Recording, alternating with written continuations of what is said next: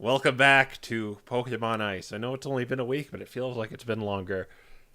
I am your DM, the Gold Crow, as usual, and I'm here with my bestie friends who are going to recap what we did last episode, and I think that we will leave it to you, Geek, to take it All right.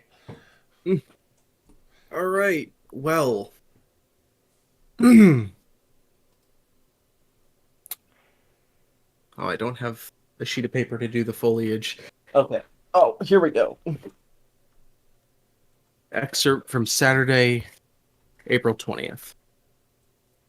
Things ended up going simultaneously worse and better than expected. After Aiden and Sinbad were knocked out, Queen contacted us and provided a choice. Either we agree to meet on their terms, guaranteeing our safety, or be likely beset upon by their subjects. Obviously, I chose the former. We were transported to the Queen's compound, where we were interrogated on our intentions and various other things. It's here where we found out Sabrina had been carrying a bomb, unbeknownst to the rest of us. Eventually, we met with Queen and their crew, I guess would be the best term for it, one of which being the Garchomp from back then. Among other things, they attempted to explain their motivations to us. While I sympathize to some extent, their methods and resulting town in the ruins are far from noble. Then, they gave us a deal. We'd put on a show in the fighting pits, and they'd give us our stuff back and agree not to interfere with the plans set out by the Expedition and Society in Hollowed Flame. With little else in the form of options, we agreed. After two fights, in an argument with Sabrina, we managed to make it through and uphold our end of the deal, though not without the cost of 3 unnecessary deaths. Afterwards, I wanted to get a chance to interrogate the Garchomp, Ezek, I believe his name was. But it was superseded by Sinbad's questions about Nero. Luckily, we were given a location as to Nero's whereabouts, and Ezek expressed his desire to join us if we headed there. Maybe I'll get answers out of him then. Queen upheld their end of the deal, promising not to interfere in the Expedition Society and Hall of Flame's actions, though whether they follow through is yet to be seen.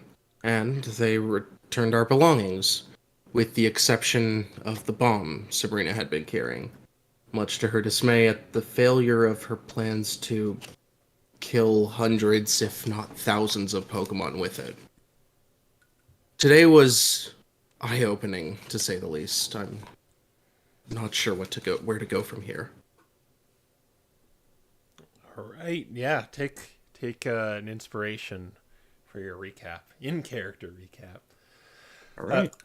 All right, and so this is something we forgot to do last time, but there was kind of the vote who was the MVP of last session, and surprisingly, the chat chose Sabrina.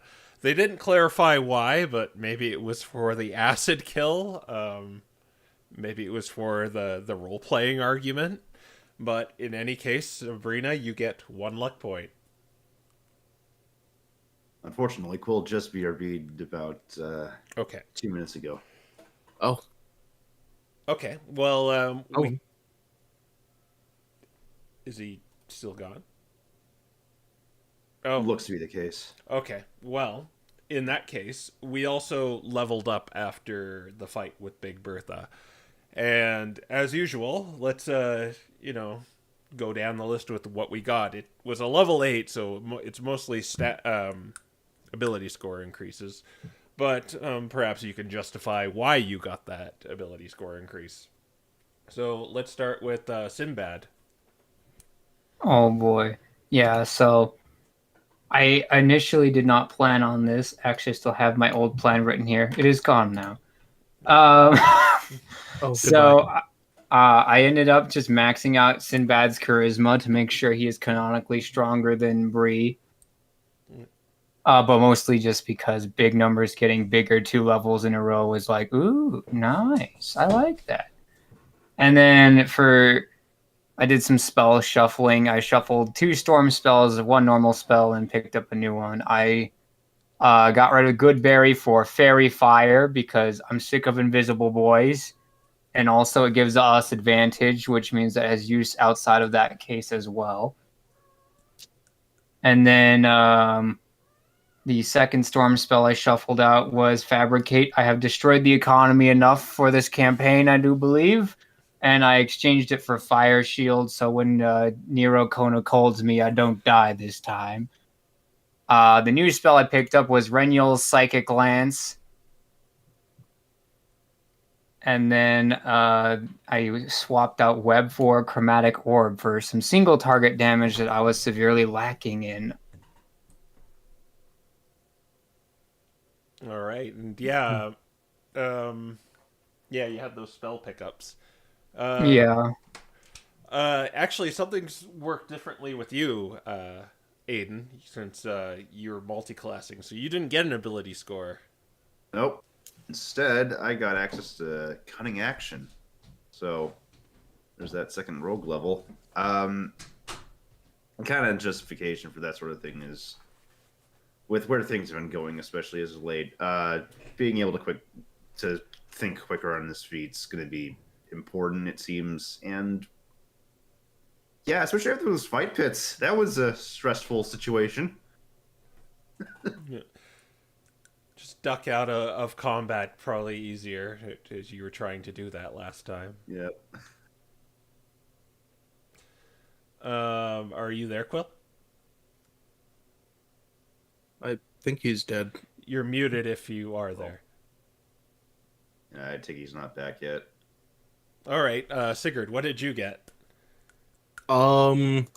Well, this was a very interesting level for me. A lot happened. I got a +2 in Constitution. Yep. Sturdier. Is that it? No, that's it. Yeah. But in general, I think it's just that as we've been going through and we've been, well, facing more and more difficult challenges, Sigurd has just gotten hardier and hardier, been able to weather those blows a bit more every fight. And so, yeah, now he is the first person to break into triple digits in the party Yeah, in terms of HP. Exactly, too. Exactly triple digits. Yeah. Yeah, exactly double Sinbad's HP, too. And Nice. you got the luck point fan favorite MVP award for last session, Sabrina. So you can. Oh, mark cool. that. I don't know what it was for, but maybe it was for the acid pit kill, or maybe it was for the role play. Reward for murder. Yeah. Okay, that's great. And Okay, got it. And so we're talking about your level pickups. All And right, so yeah, how do you it was mostly ASI, and we're trying to justify like why it went up. all right. Well, her ASI obviously goes to intelligence because she's Bree, and because of that ASI, she now gets an extra proficiency because of our intelligence is good rule. So it's going to go to stealth, and I'm going to justify that as she's been kind of hanging out around the ruins recently, so she's been seeing a lot of sneaky people, so she's getting better at being the sneaky. And are we telling him what spells we picked up as well? Yep. Okay, Bree has picked up Sleet Storm and Rolitham's Psychic Lance. Your brother called it Renyul's Psychic Lance. Yes, I also have it written down as that, but I didn't know if he already pulled that joke and everyone would get it. I thought that the original guy's name was Rathanatrix, too, so I lose both ways. No.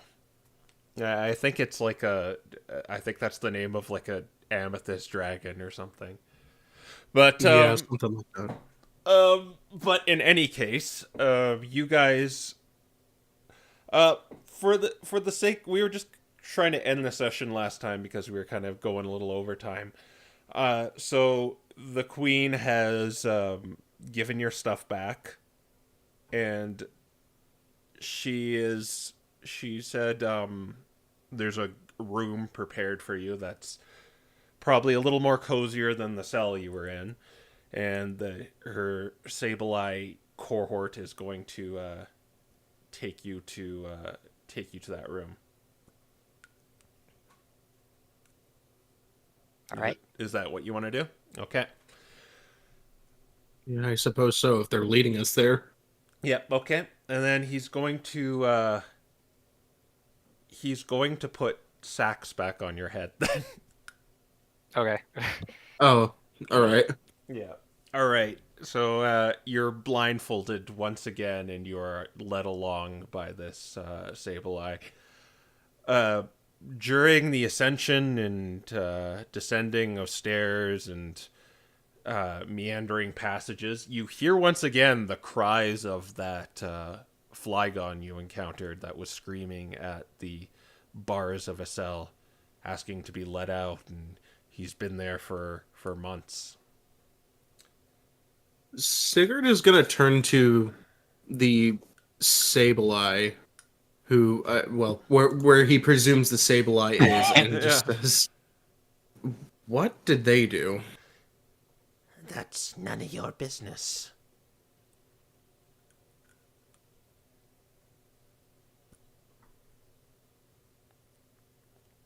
I suppose not, but I mean, just keeping them down here for no reason seems a bit harsh. He's down here for a reason. I'll leave it at that.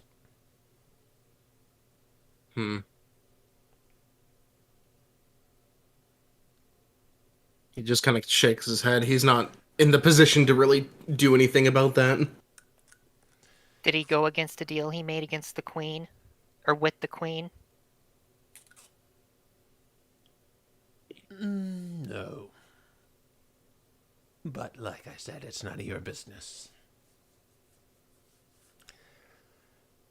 And you're kind of walking along as this is happening too, so it kind of fades off as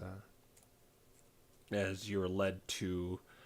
You hear a door open, and the sacks are taken off your head, and it's a small, cozy.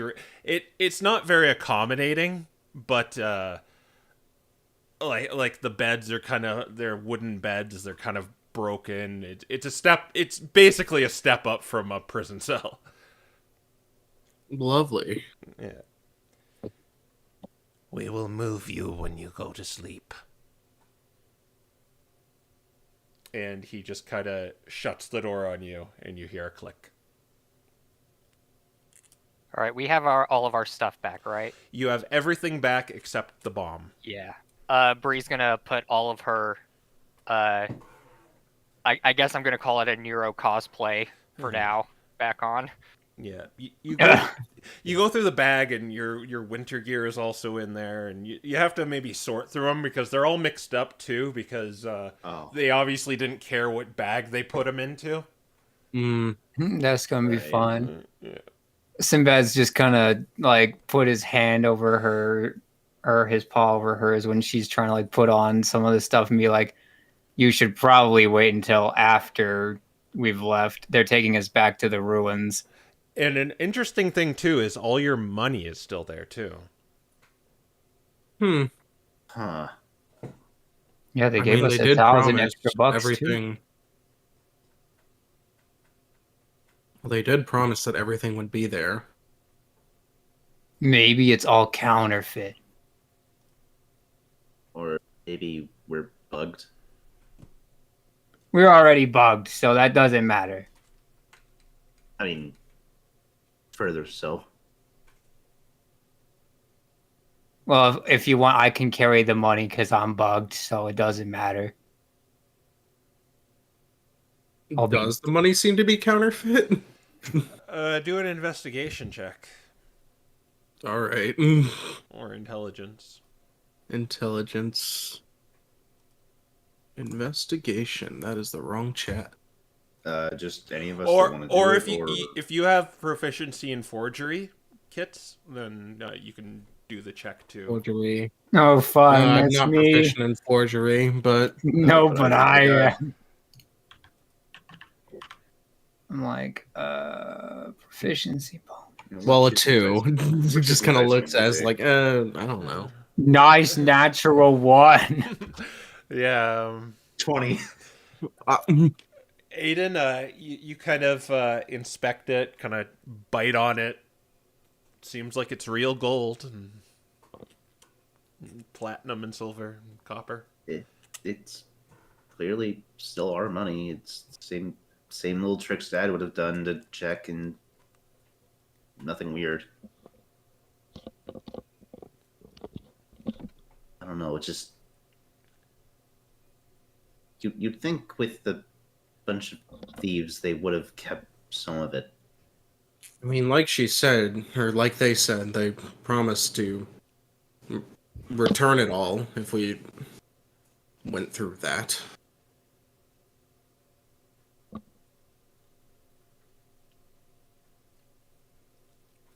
I mean, our money is part of that. I guess. Does anyone else see the irony here that it seems like the most honest Pokemon we've met on this island is the Queen? Very. I mean, she's honest. But Robin, on the other hand, who works for Queen. She was probably just doing a deal or something. The more I see of this place, I'm almost inclined to think that maybe Robin wasn't that bad. No. She would have left us on that island. Yeah, well, I mean, the Queen was going to get us off that island, so she had a backup, even if we were left there.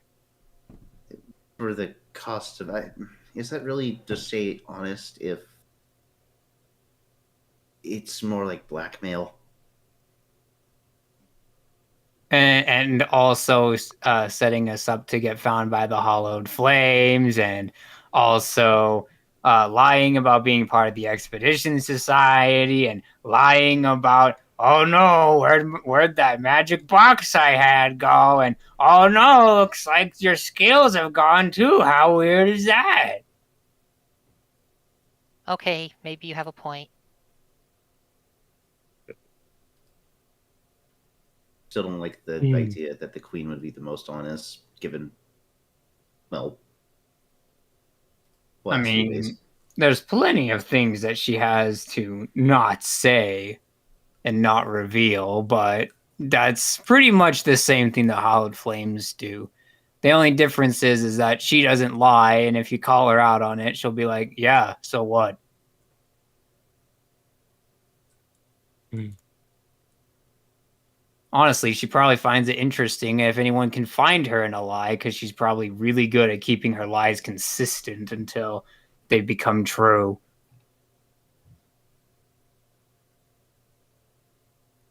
For what it's worth, she does have a point as to the people who are here. If they do go back, where are they going to go? But it's not like her methods or anything of that sort really, or her means really justify the ends. I'm more interested to figure out where her target is. I would say that we were the runaway winners in that bargain, and I still kind of do, unless I know exactly who the target is for that bomb. And who would that be? I don't think it's anyone here. I feel like she wants to send a message to another continent telling them Or- to stay out of her business. Or a message to one of the other factions. I doubt it. I mean, she seemed pretty. She really didn't seem to like the Expedition Society. She might bomb the wall, I guess, but it's not like it's in her way.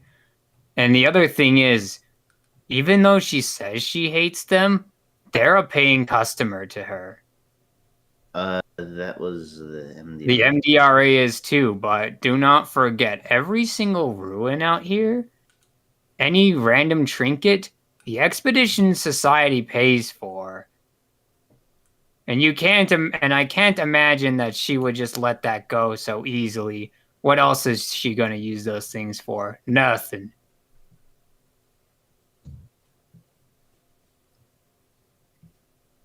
So would it be Hallowed Flames or the Hallowed Flames or Abolition? I don't know if the hallowed flames are really getting in her way. I mean, Because her men aren't a priority for them. They'll go after them if they find them, but not very far. And abolition, I think she just laughs that they're here because she thinks that they're here on a ironic situation. Ironic. Well, She said that they were all hypocrites and that it was ironic that they were here trying to save the land or something like that. hypocrites. And the You fact think that she says- they took the dragon and just killed it behind the scenes? I doubt that. At least I hope that's not the case. then Regardless, I'm not sure who they intend to use that or what they intend to use that on, but if they use it on someone, they're just asking for retaliation. My guess is if they were going to use it on someone, it would probably be the rescue team headquarters on the air continent to keep them out of their way so they can get over here in massive quantities. Hmm. The Expedition Society is providing them passage and a little bit of income with it, even though they don't like them, because once they're here, they have scuffles. They're still useful to her.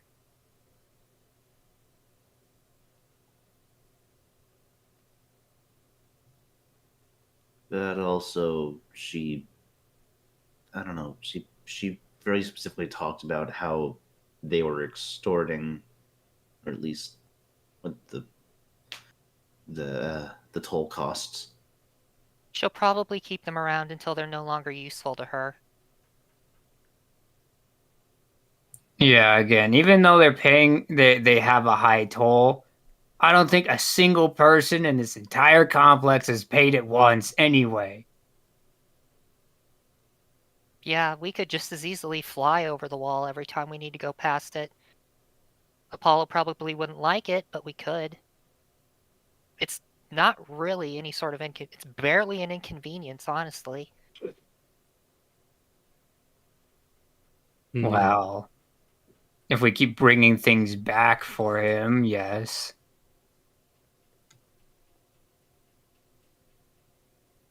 Or if we keep bringing things back at all. If you have a flubbed expedition, though, that $100 is gonna be real nasty. Though, to be fair, they don't exactly want people getting out there who aren't prepared anyway.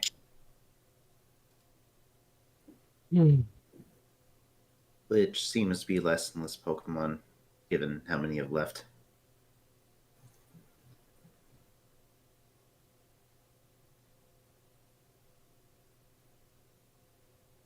Yeah, we still have to go find our quote-unquote pan sage.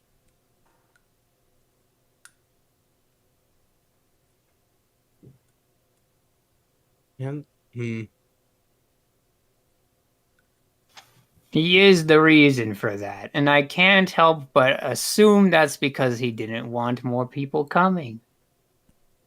And he also started taking items from everyone who stayed as well, which tells me that a second attack is coming, or he's just spying on everyone. what? There's a lot of things that you can do with belongings of another person. But another attack, you mean? I'm like, I think why wouldn't he want to attack Caldeir again? Do you even know why he would want to attack Calder? I mean, I suppose he said he was sorry for it, but that means he felt like he had to. Which the only Or it thing was that an came out of accident. that was everyone left. Or it was an accident.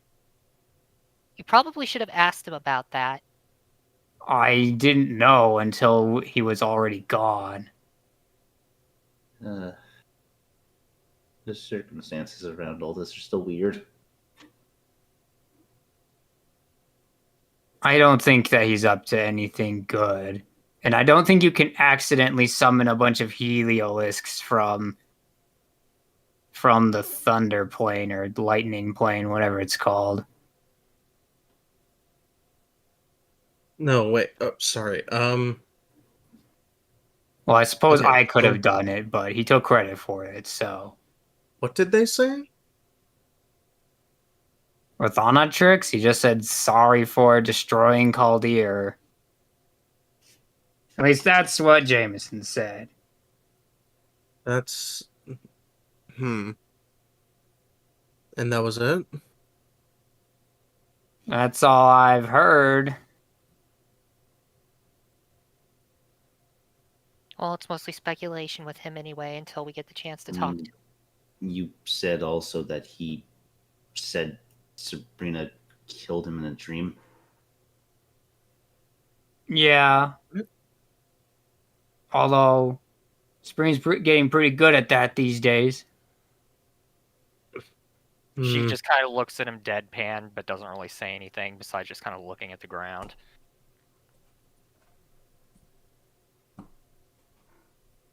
I mean, either way, if he did attack the town, he kind of deserves it.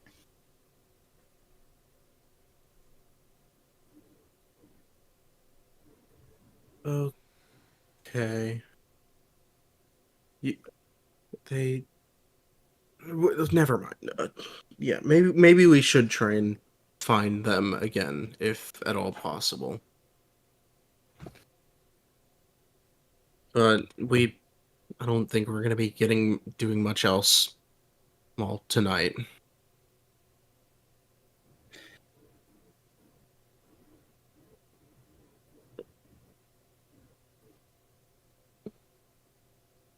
I don't like the idea that they're moving us while we're sleeping. But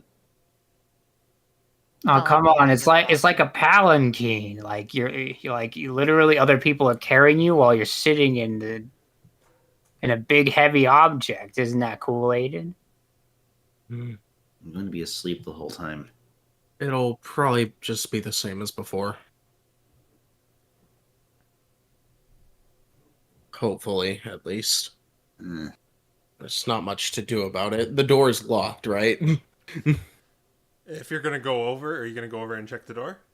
Yeah, he'll jiggle the door. It's locked, but it's not a very good lock. Okay. Yeah. I suppose we could try to break out, but I don't think that would be of any benefit to us it'd probably just get at us this in trouble point. again. Yeah, I'm not looking forward to screwing this up. I don't want to do more work for Queen. I think the pits were enough. Like I said, all things considered, we're runaway winners with this agreement until we know exactly what she thought was worth the exchange, other than potentially brand loyalty. I don't know. I kind of want to do one more thing for the queen. Aiden looks at her. Everyone probably looks at her. He just kind of frowns, like, Want is a strong word, but I want to know what abolition's up to. So you're saying you. But.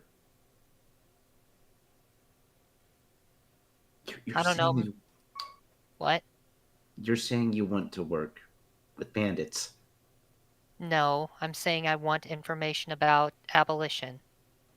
why not speak with them ourselves, just like we have the other factions? If what the queen says about them is true, why would they just tell us that? I mean, it's not like the MDRA or the Expedition Society or the Hollowed Flames Well, see, here's the are thing, Sigurd. exactly. here's the thing, Sigurd. We already know some of the darker parts of each of the other factions here. We know what the Expedition Society is up to. We know that the MDRA has necromancers in their upper echelons, and they can make very powerful explosives. So the only faction we know basically nothing about is Abolition. Well, to be fair, we don't know a whole lot about the Sinisters of the Hallowed Flames either. Other than that they're going around and just kind of mass slaughtering feral Pokemon. That's not even a crime at this point, I'm convinced. Mm, Everyone does that. Except for Abolition. But that's my point, is we don't... If Abolition has a dark secret, and if the MDRA has a dark secret, and Queen, I mean, she basically is the dark secret here. But what are they hiding? Like, we know that they want their temples and things back, but why do they want them back? They say there's got to be something more to it than just it's our birthright. If that was the whole reason, they would have come here long ago, before the ferals, before the meteorite. Earth? Even if that is the case, we don't really have anything pointing to them having such a darker secret. With Abolition, we know that they have that ball, and the MDRA has confirmed with us that they really shouldn't, by all things taken into account. They don't have the money to have that technology. So the question would be, who are they dealing with to get technology? Or they could have stolen it. Which means that their dark secret is they're just stealing from the other factions? Or Potentially. I don't know if do we really want to tell the Expedition Society about that ball thing, though? They're the only ones that might know anything about it, considering it's kind of their forte is the technology side of things. Well, That just makes it even all I stranger. really know is because that it's not from our world. What do you mean it's not from our world? That it's not from our world? How do you know that? Kai told me. And what else did Kai tell you? Kind of thinks for a moment. Probably pulls out his journal. As I have to read over this message again. He kind of thinks, reads over it, says, well, it says they can transfer any living Pokemon into a pocket dimension, whatever. I assume you know what that means? Yes. Yeah, it's like It's the magic bag of holding. things of sorts. Okay. Yeah, that any it's Pokemon? any Pokemon. Well, that's not concerning. They were made with technology. They were not made with technology from our world and would cause major issues if they came into the wrong hands. That's what he said. I mean, for all we know, they're already in the wrong hands. I mean, one wrong thread and you just take any Pokemon and, I mean, you said they were able to move the entire dragon Pokemon in that thing. What if they just start catching us in these things because they don't want us here? Yeah, that did cross my mind, although Not even just making people leave of their own volition is always more effective. You know, like having a bunch of Heliolisk show up and mug everyone, and then if everyone leaves, you don't have to use anything like that. Yeah, and then but everyone has it as their own idea, which then means that they'll never think it was you. But if it were to get bad enough and they needed to, they could start effectively holding hostages. Possibly. I mean, this is just from Kai, and, well, he's not the upper echelon of Abolition. But if it isn't from our world, who else could have made it? Even Even though we know Nero dabbled in other worlds, I doubt he made anything like this. It would have been much more magical in nature. Interest you know this? Did they take it from a legendary, you think? Most I'm not legendaries sure. have their own planes. Maybe that would be the only. He thing I wasn't would- exactly very well explicit. Just that he kind of looks over it again. Yeah, anyone that is made aware could be endangered not just from abolition, but anyone else seeking answers. I'm not sure what that means, but Answers. I'm like, do we know about like Magirna as a legendary, or like nah? Would you? I don't know. I'm Oh, assuming no, because we didn't know about Mewtwo. Well, I'm saying, like, are you asking for like actual Pokemon lore here? Yeah, like, is there anything we would know about Magirna? Or is it is this like, because it's an artificial Pokemon, it technically doesn't exist here? a known deity in the pantheon? Um, why don't you do a religion check in that case? All right, guys, we got the best person on the job here. Natural 20! Oh my gosh. There's no way. You think that like artificial Pokemon, they have been created, but they're not ones you see just roaming around. You've heard whispers of it and stories of them, and they're sort of on that cusp of being a fairy tale and nonfiction. Like someone will tell it's kind of like it might be someone like flat earthers. Oh. Oh, Okay. So. so the Scientologists are right. Yeah, exactly. Well, I suppose it isn't impossible. Well, that's the status. We have, I mean, it is, but if the rumors are true about there being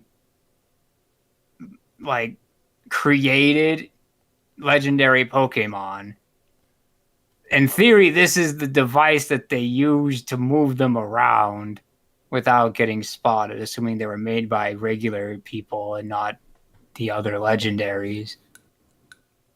I mean, maybe That sounds insane. a little bit. I want to point out that you said I was insane for having those flowers that possessed people, and then they were real. Also, if this is to also like I said, we're dealing with something from a different world, potentially. Again, that's all that Kai knows, or that's all that Kai entrusted to me. And he doesn't seem to be even wanting it. Doesn't seem to want to have it be getting out. Bree's going to go over to the door and just kind of knock on it to see if anyone answers. You knock on the door. A few seconds pass. A few more. No one answers. What was that? No one answers. Okay. Well, guess I'm not getting an audience with the queen. Oh well. At least not right now, anyway. And she's going to go over to one of the broken beds and just kind of poke it a bit to make sure it doesn't fall apart. You can't seriously be considering that. It's somewhat sturdy. It seems like you'll get a good night's sleep on it, but maybe with some aches in the morning. Might just be better off with the floor. She's going to carefully climb up into it and just try to get comfy on it. Yeah. And then she looks back. She looks back at Aiden and says, "Do I look like I'm kidding?" The bed does like those awkward creaking noises just every time you move. I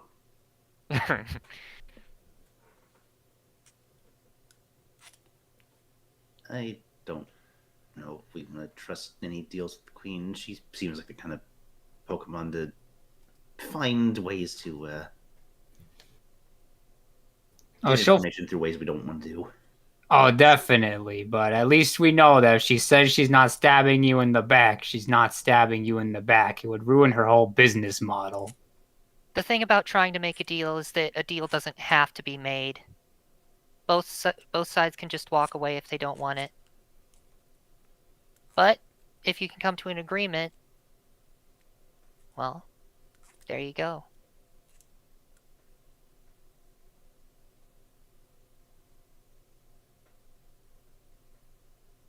I'm like, I suppose you're too young to know how to deal with a bank, but that's basically how you deal with her. Just assume that they're trying to make a deal for their benefit, even if it sounds like it's in your benefit, and you're probably right.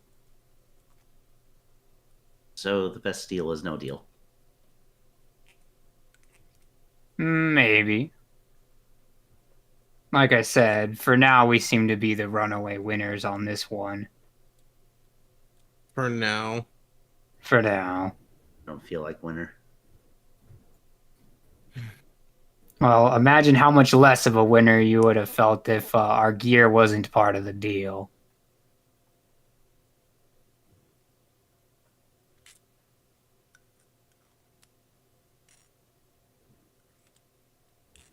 He's just selling after that. Let's just get out of here. Sinbad killed the conversation. Achievement got.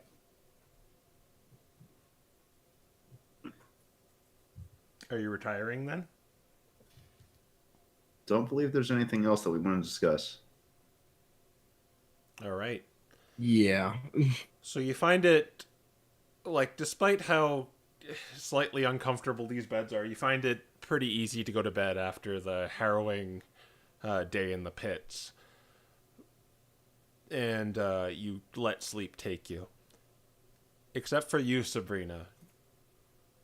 Oh boy. Just before you're about to lose consciousness and go into dreamland, you hear in your voice that same kind of echoey, androgynous voice say, "You wanted to speak to me?"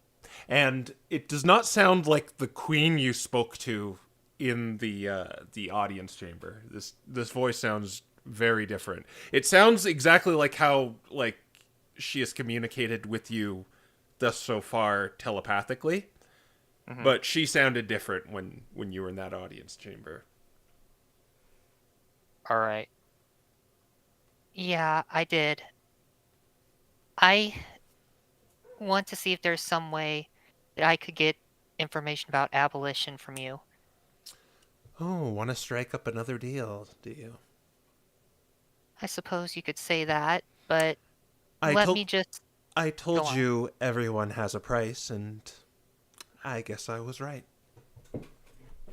Well, this might not be exactly what you're expecting, because what I'm going to say to you, at least right now, is pretty much what you did to us on the island. So, you have that bomb, and I'm pretty sure there's an old saying that says that nothing brings people together like a common enemy. And currently, you're everyone's common enemy, but now you have a weapon of mass destruction. And being the goody two-shoes that I am, I'm going to have to confess to everyone what's happened because, well, I care about everyone here. I have friends in all the factions, and I don't want any of them to get hurt. So, what's your price for me to keep my mouth shut that you have such a weapon? Oh, are you threatening me, Sabrina?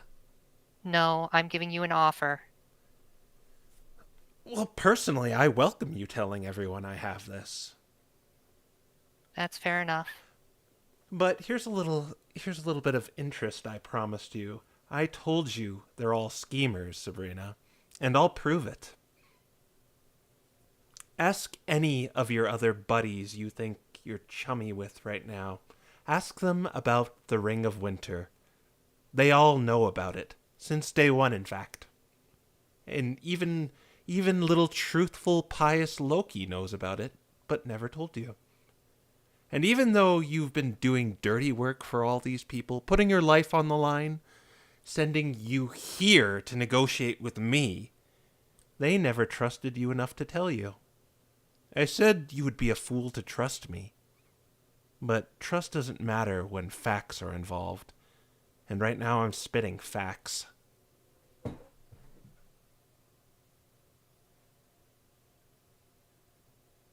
All right. I suppose I will do that. And if what you say is true, you might be hearing from me again with being a bit more willing to comply. I realize I am a hard individual to get a hold of, so I think we'll keep in touch through that acquaintance of yours, Snot. She just kind of chuckles a little bit in her head and says, "You really trust him with something like that?" Well, he's the only one you really know, and it will be a little annoying to keep him out of trouble. I'm surprised he hasn't had his neck separated from his head yet. But he's a useful little flunky when he needs to be. I suppose so. I guess it's a good thing he didn't die back there when we first met him. Oh, another thing, he actually bet against you, too, and he was, running away just not to pay, so that's another thing I probably have to clean up. Wow. So much for a vote of confidence. Oh, don't worry.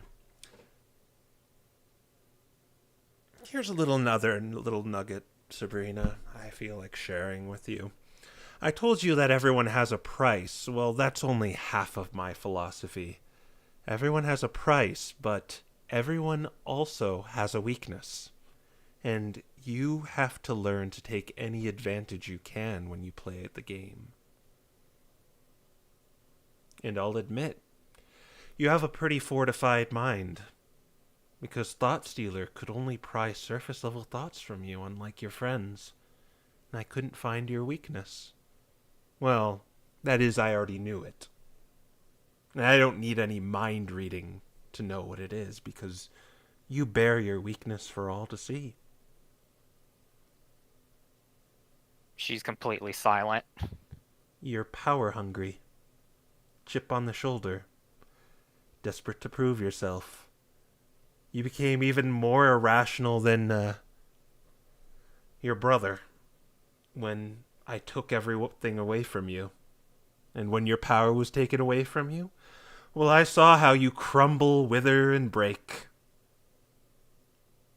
Why do you think I make contact with you the most out of the four of you? It's to feed your ego and make you feel important. Because you're the easiest to manipulate. To make you feel like I'm negotiating with the leader of the four clubs. I'm just guiding the puppet strings, Sabrina. And I'll continue to do it without you even knowing it.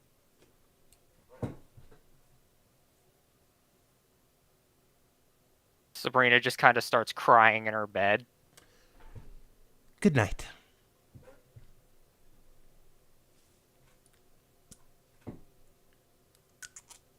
You gonna go to sleep with eyes full of tears? I don't know if she can sleep, man.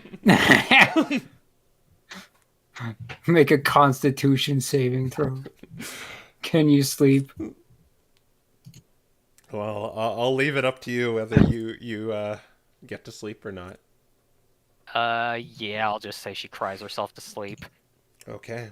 Yes, as those words sink in and the tears kind of well up in your eyes all night, you let unconsciousness take you. And we just take ourselves to dreamland where you all have you actually all have pleasant dreams. Despite all that's happened, you all have very good dreams, and it's a very familiar feeling. It's the feeling of when you drank the milk, basically, and you get a good night's sleep. But eventually, the four of you wake up in subsequently, uh, just amongst each other in a different dark room. It's about a 10 by 10 dark room. There are brooms, mops, and buckets kind of to the sides of the room, and you're kind of just in a pile in the center of it. There's a door in front of you, and there's the distinct taste of that milk in your mouth again.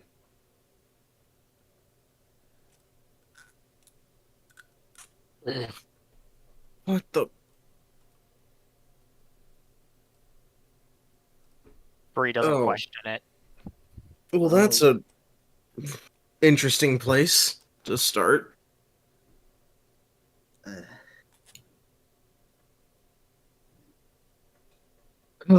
They You were know, in out. retrospect, maybe it wasn't the best idea to get the milk because they probably just used the milk in our own bags of holding. Yeah, when you Why look in did your you bag, why did you take that? the milk is gone.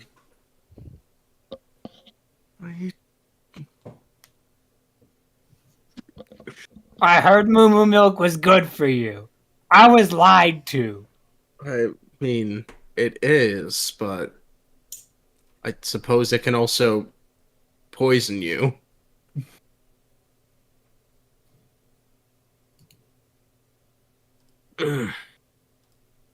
Okay, where in? Oh, Bree's gonna try to open the door. Okay.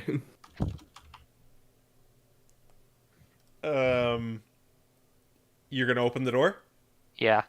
All right, you go up to the door, and it seems to be like supposed to be accommodate medium-sized Pokemon, so you probably have to use your Mage Hand to.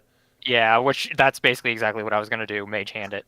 All right, and when you open the door, you see a Pokemon look over at you, sitting at a counter. It's a Conkeldurr, and he just gives you a quizzical look. She just kind of looks at him. Her eyes look kind of dead as she does, and she just kind of exits the apparently broom closet and starts looking around to see what else is her surroundings. If she can recognize if they're in a tavern they've been in before. Oh. What are you doing in my closet? Don't ask. Oh. Oh my Sigurd is gosh. going to real quick make sure or change his clothes or double check to make sure his armor has the appearance of, well, the normal illusion. Yeah. The Hey, wait. Yeah. You're Sigurd. I remember. You were at the fishing competition. oh, yeah. But wait. How did we? Oh. I This is the part where are we dressed like our normal selves, or are we dressed like the hobos still? Well, you were stripped naked, pretty much. So it's whatever you put back on while you were in that room. Oh, no. Yeah, I mean, Sinbad would have looked like a hobo because he thought he was going back to the ruins. I think majority of it's not that. No, Bree's in her Nero cosplay. yeah, Bree's in the regular clothes. Gosh, we look even worse than before. Do you mind telling me what you're doing in my broom closet? I wish I knew Magical teleportation. that. Yeah, we were out there, and she teleported us out. She? Again, don't He- ask. You're better He off. like not knowing. he like puts his paw on Bree's head. She just kind of slaps his paw away with mage hand. Oh, Yes, that one. I don't want to get involved in any of that magic stuff. This is the general store. Non-magical things. Yeah, I could definitely go for some non-magic right now. Fair enough. Sorry to bother you. And she's just gonna head back outside. Okay, take it easy, Sigurd. Sigurd's just gonna. He's just gonna throw. He's already done this before. He's just gonna throw another platinum. He's just gonna throw platinum onto the counter. Be like, don't even know. I'm sorry. Oh, I can rent it out if you're gonna pay me like this. No need. All right, thanks. No problem. You have a good one. All right, so as you get out of this place, you realize you are back in Caldir. Okay. Huh. Your bodies feel like your bodies actually feel very stiff, like you haven't moved for a long time. Oh. Oh.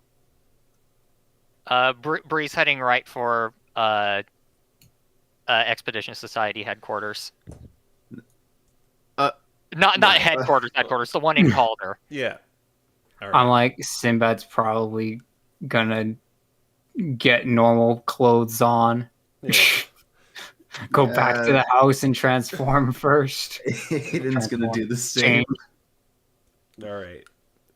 Would I you be guess Sigurd will follow Sabrina. Oh, sorry. would you be going just you two, or are you gonna wait for those two to show up? Bree will wait for the others. She'll probably head over, Okay. but wait outside until they get there. Okay. So yeah, you go back to your humble abode. There's like a mat shoved to the side with a whoopee cushion just kind of laying there, covered in some snow. Still there. But yeah, you go to your house, unpack your things, and organize them again, and get back in your gear, and you're pretty much all set unless there's something else you want to do here. We don't have like checking time. I'm actually curious if we were out for more than a full day getting back. I don't think there's a way to check the time in here. I mean, there's. Really. Well, that's going to be one of the first things Bree asks. Yeah, I'm like, just What change. day is go, it? go to the place. Ask for the day. Is Jameson outside? Jameson is outside. Or it's not Liza. I guess Liza's at the other base. To be fair. I want you all to also do a perception check as you watch the Expedition Society members walk around Caldir. Okay. Right. 2. I'm just gonna do 2. Perception check, huh? Okay, 20 or no, not 20. You were in the wrong chat. 17. So, That's the wrong chat. Nice. Lovely. Ken. Well, 17. Ugh. That's slash shrug. oh, okay. Okay, now Slash shrug. 15. The slash shrug gave you a nat 20. I'm gosh. just saying. I'll say only Sabrina and Sigurd were able to see this. As you're kind of walking over to the Expedition Society's kind of main station in the town, you look and see the town working. This Expedition Society skeleton crew, as we've dubbed it, is working on maintaining the city, and they're not as proficient as the help they got last time. But one thing you two notice is you see that Flygon helping rebuild. Yeah, I actually figured. Yeah, I figured that he was the one that spied on us the first time. It's the same one that you saw in the cell. Yeah. Oh boy. Don't worry, we didn't see that because we didn't were see too it. busy changing clothes. Yeah, well, Aiden and Sinbad are just doing the I'm late pulling on sleeves and stuff. They don't catch that. But you're still gonna make a beeline towards the Apollo, where Apollo is. Yeah. Uh, for now. Okay. Sounds good. Anyways. All right. So, yeah, you see Jameson kind of guarding the door, and he says, hey guys, good to see ya. Hi, Jameson. Hi, you look a little down. What day is it? I don't mean to. Well, it's a Wednesday. That's Do you which know how- day it is. Wednesday? What? Do you know how long we've been gone? Well, last time I saw you was about 2 weeks ago. That's when we Okay. talked about Mr. Returnatrix and how you were gonna go talk to Chief Apollo and Commander Uriel. All right. So we've been gone. So What? that's not a good sign. But yeah, we were well the mission has things we need to share. We'll say that much. Okay. Don't mind me. I'll let you inside. And he turns around and opens the door for you. All right. As we're walking in, Sabrina's gonna give him the bag of 1,000 gold that she got from the Queen. Oh, you got more for me, Sabrina? Yeah. Thank you. That's very kind of you. You're like You're the welcome. kindest kind person I've ever met. I've met a lot of kind people, but you're really kind, really generous. She looks like she's about to smile, but it just kind of fades instantly, and she says, "Thanks, Jameson." Well, I was having a bad day too, and I hope you have a better day. It's gonna take a lot. If you wanna talk about it, it's I'm always a good a shoulder to cry on. I not to say that you cry, but I mean I'm good at listening, I think. I'll keep that in mind. Thank you, Jameson. Yeah. And she's going to walk in. And you also notice that when he opens the door, Liza's kind of at the door, the ambipom, and she greets you as you walk in. Oh, hi, Liza. I thought you were at the other Expedition Society place. Well, they moved me here because we're a little short-handed, as you've seen. But I guess it's a step up. I kind of didn't want to take the journey here, but here I am. Yeah. Well, hopefully it's a bit more to your liking here. Well, it's mainly guard duty now, and well, not much goes on in here. Just How have things been? with we- planning the attack. Just in general, we've been gone for a bit. Well, Calder's been pretty quiet. Okay. No one's made any dramatic moves. At least I don't think. I'm only stationed here as a guard, so perhaps that's something you can ask the captain or the chief. I guess so. Thanks, anyways. All right. And Apollo kind of sees you too, and he's there with Uriel again, looking at the map. Oh, you guys are back. Oh, I was beginning to get worried. Shut the door, Liza. And she uses her tails to shut the door.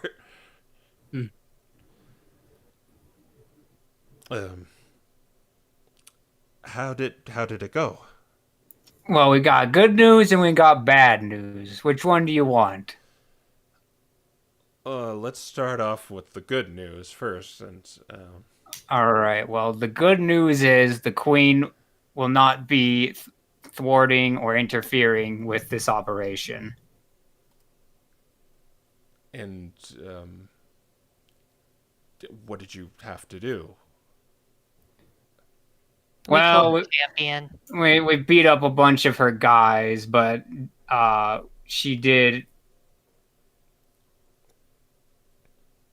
Uh, she took a precious item from us. Well, I've heard her. Commander Uriel says, "Well, I've heard her men have been gathering up those beasties around the continent for like her menagerie of guard hounds." Yeah, I figured as much. That was what her champion was one of those beasts. Given what we saw around there, it makes a lot of sense that, yeah. That's just all the more reason why we have to get rid of them. Well, About that. That might be a bit more difficult now. but do you know for sure she's not going to interfere? Yeah. She's at least told us. We have her word, which take it with as much, well, assurance as you'd like. So you negotiated with her then? Yeah. I mean, from our experience, her word seems to be pretty trustworthy. She doesn't really say anything she doesn't mean. Well, I certainly have a hard time believing that. But if you can assure me she's not going to get involved with this, then I will believe you. Yeah, that much I can assure. But when this is all said and done, I think she does need to be dealt with. Good luck with that. I think she needs to be executed, actually. Well, that's part of the bad news. What she got from us was a pretty effective defensive tool. I don't think if we make a move on the ruins again, I'm pretty sure it will not end well. She took one of your weapons or items? One of Sabrina's. Let's just say that she could take out an army with it. What did you give her? We didn't give anything to her. She took it.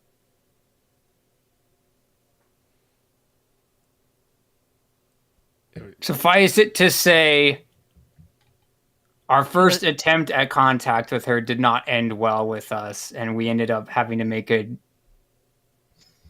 very one-sided deal to get here and also get that assurance. Most of the deal wasn't even negotiable. She kind of demanded it. And you think, despite her having this, she won't make any moves on our plan? Yes, she won't On attack. this plan, I doubt. Here's the thing. We know that she won't be thwarting the Suicune attack. We don't know anything else. Didn't she even say it would be more interesting this way? Yeah. I can't imagine that she would use the device anywhere but the ruins as an insurance policy. However, it is also possible that while our forces are split, she might attempt an assault somewhere else. I don't know for sure. I just know that the math says our forces are going to be in one place at one time, which means that we won't have them elsewhere. Did you learn anything else there?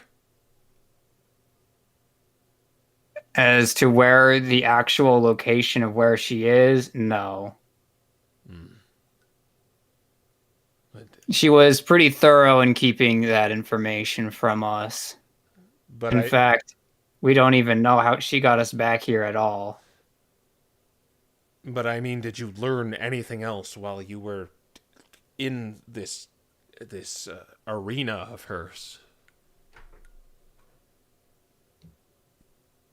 I mean, anyone who makes it through to the end of her arena got a favor from her, more or less, which was why when we left, we said we had a potential plan.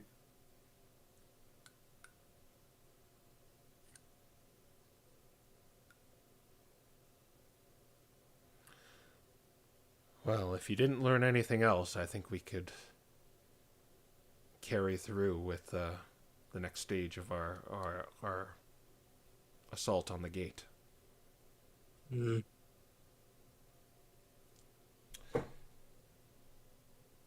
Do you want to? So, Oh, what were you gonna say, Sigurd? so what is the plan? Well, We haven't been here. from what we gather, we need to. They have hold of this gate. They look like Mariana. We've decided to call them gnolls for the sake of the DM. For they just to separate them from the regular species of Pokemon. They seem to be able to use weaponry, very crude weaponry, but that's something we have to look out for. There is the opening of the gate is a large portcullis. And, well, we're going to rush them with a detachment from the Expedition Society and a large number of the Hallowed Flames. We're more proficient in slaying them, so that's why we're taking up that end. We've been trying to send scouts, which is why we know stuff about this gate from the Expedition Society, and that's them doing their part. And we've learned this gate has winches somewhere in the two guardhouses flanking it. What we need to do is to get someone in there and raise those winches. Then we can rush inside full force, and we plan to capture that gate. So we can't destroy it. So that's something we need to work around too. So you plan to push them back, rush them, push them back, and Yes, fortify that And open the gatehouse.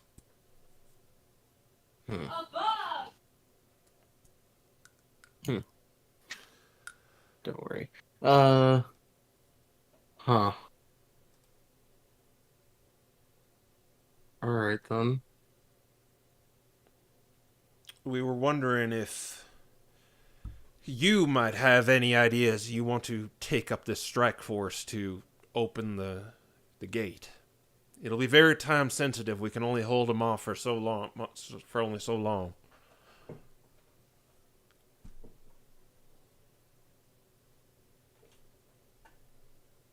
Are you confident? Do you think we'd be fast enough? Well, the issue is getting you in the gate. And what of their, well, their leader of sorts? The Suicune, you said? It hasn't been seen around the gate proper, so it's probably on the other side somewhere. One of our main temples that the Binding Frost had is on the other side, and we think that might be in there. We know the location of the temples, and it's right on the other side of that gate. So you know nothing about it other than its presence. Yes, it could join the battle if we begin the assault. That's why we need to push in real fast.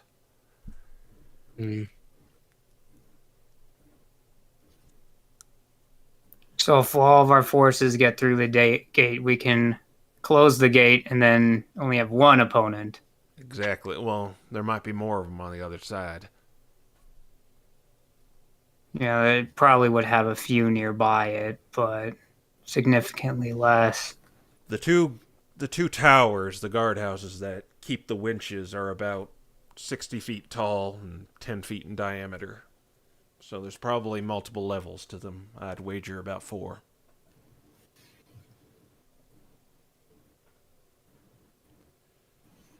There were ways we were theorizing getting inside, and well, we do have a few flyers, but the problem with that is they can get shot down, and going high in this on this continent is generally not a good idea. And I know you at least you two have that magic of yours, and you could possibly put it to use in getting through those walls somehow. But Yeah, we could probably get to at least one of the gates with that method, but I don't know about both of them. well, there's two on they're on either side. They're separated by about 20 feet apart. Hmm. I suppose this is like meta. What kind of gate are we talking? Are we talking about like a gate that the entire thing swings, or is it like a drop bridge where you could walk over the top of it? It's a I think it's right. Yeah, it's a portcullis, the gate you need to raise. Okay. And so it's like kind of two circular towers on either side of this gate. And the winch is somewhere, there's 2 winches probably on either side. Inside the towers themselves. Yeah, but we can walk between the two of them. Yes. That's the important part. Yes, the battlement has like a bridge. Okay.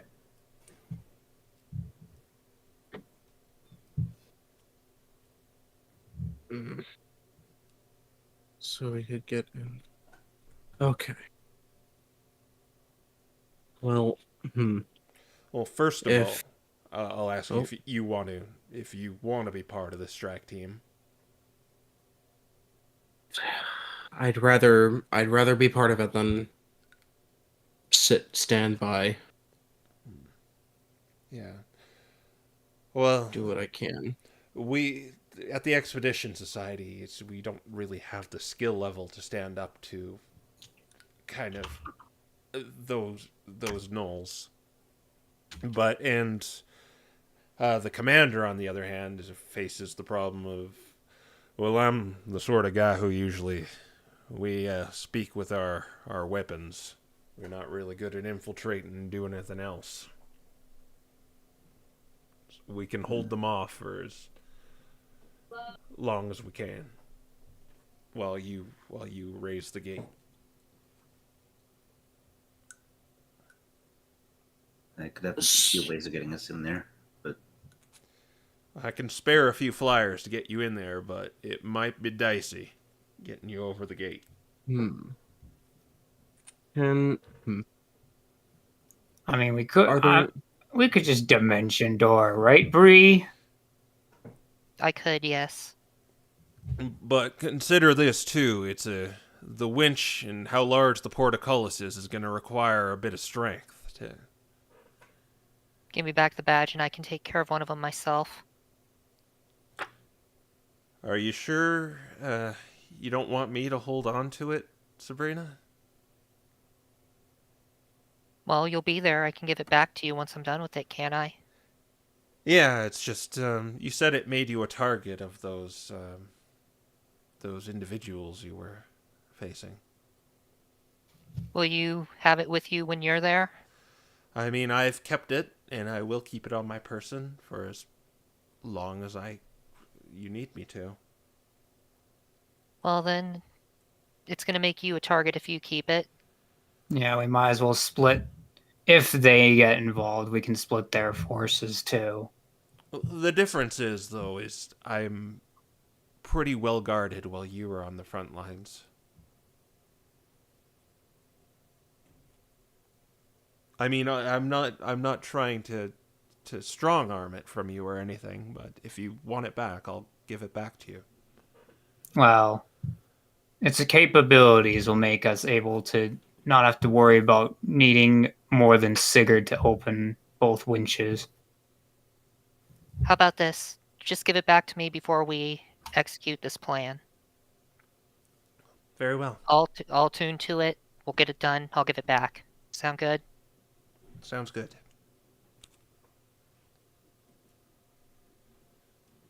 If the Flyers plan doesn't work out, I might actually have a few ways of getting Sigurd up there. So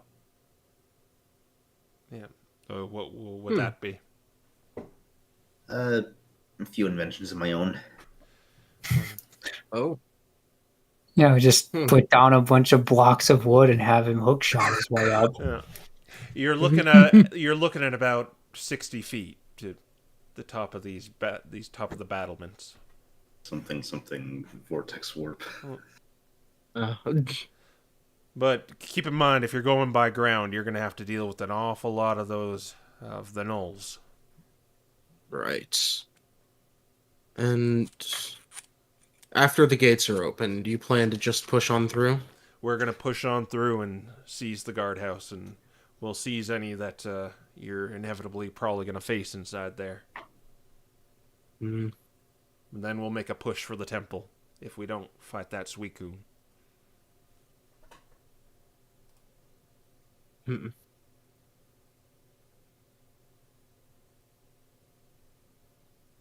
Very good. Hmm.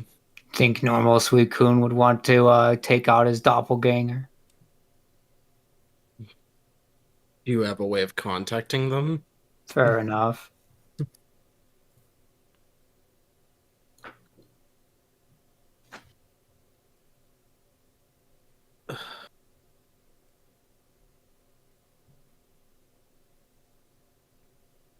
I Right. could always leave Mechagross with a team. He's got a new mode that I could use since you need a few people to operate him though, but he could definitely provide some good firepower. How, may I ask how? Like, what kind of weaponry is it? It's a siege weapon. Well, that'll be useful, but as I said, we don't want to damage the gate. But I'm thinking more the Suicune it would be useful for. yeah, that would work if it shows up. Hmm. All right. So the okay. And when do you intend to, well, go through with the plan? Well, that's what When do you intend to? that's what we want to discuss with you. We probably need another week or two to mobilize everyone, but we can hold it off because if we can find the blueprints for that gate, that'll make it a lot easier to make plans for this. That is if you think it's worth it to find such a thing, if they exist. We have a good idea. It's based on a rumor, but having the floor So- plans might be good. Who would you send to go get those blueprints? Would that be us or? It would probably be you, yes. Where would blueprints or something like this even be held? Well, back in the day, the ice continent was attacked from both the Steel Kingdom and the Dark Kingdom. The Dark Kingdom, well, they were going to attack by sea and use their stealth to get over the wall, much like we're trying to do with the strike team. And there is a known ship that it's called Umbra, was the Dark Continent, Apollo explains. They had a ship called the Dark Duchess, and apparently it got past. They were able to get past the wall and there might be plans on that ship that give the blueprints or schematics of that guardhouse. Now, there have been some rumors of a ship on the coastline, a ruined ship, and that might be the Dark Duchess, but along with it comes some ghost stories saying it will steal your soul if you enter the ship.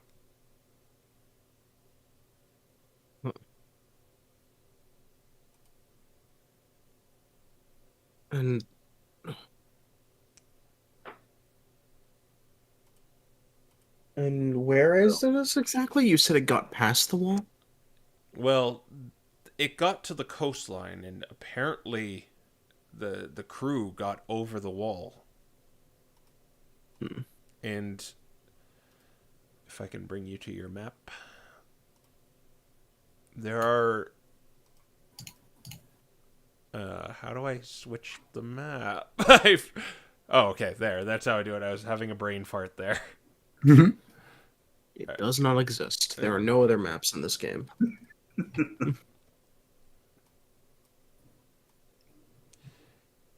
It was... The ship has been said...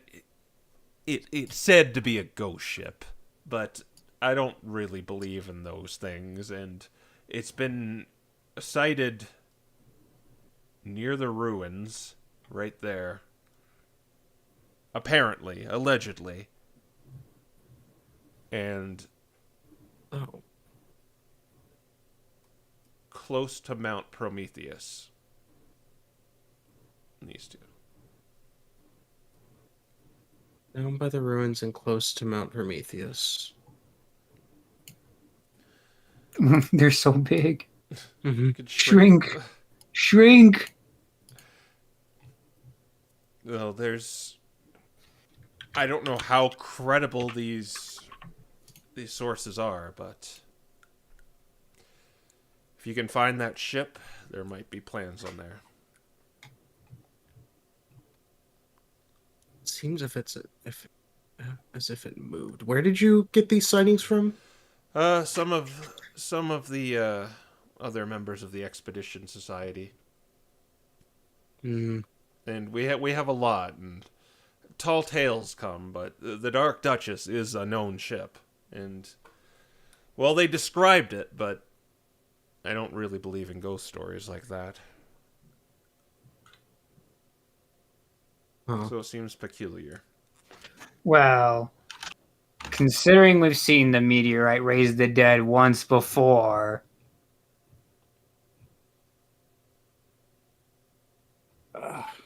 Yeah, I think there might be Perhaps. some legitimacy to these rumors, Apollo. Maybe. But I'll leave it to you. We can wait for you to see what you can dig up with this rumor, or we could mobilize in the next 2 weeks. Hmm.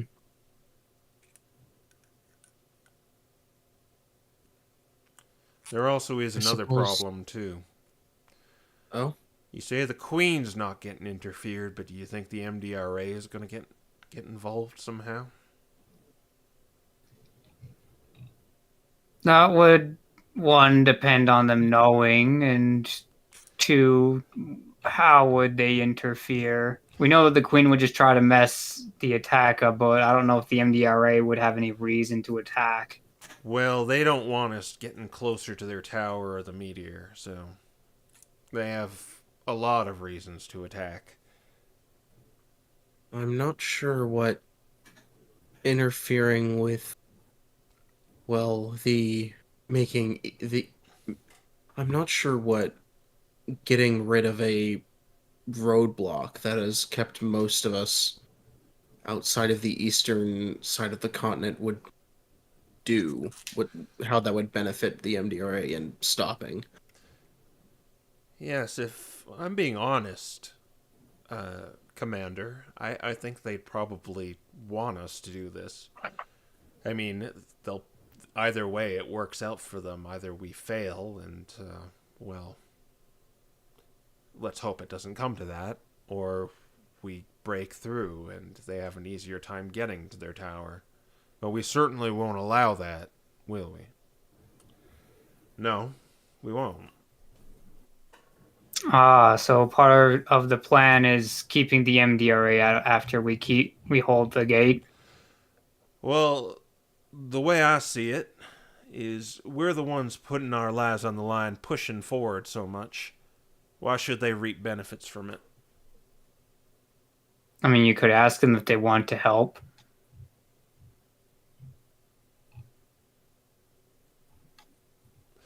Well, for all intents and purposes, they shouldn't even be here. So what about abolition then? We have to do this now. Abolition's unfortunate. We were allied with them when, well, the Expedition Society and we were allied with them when we were called in, but we've had differences, and that created sort of a rift between the two of us.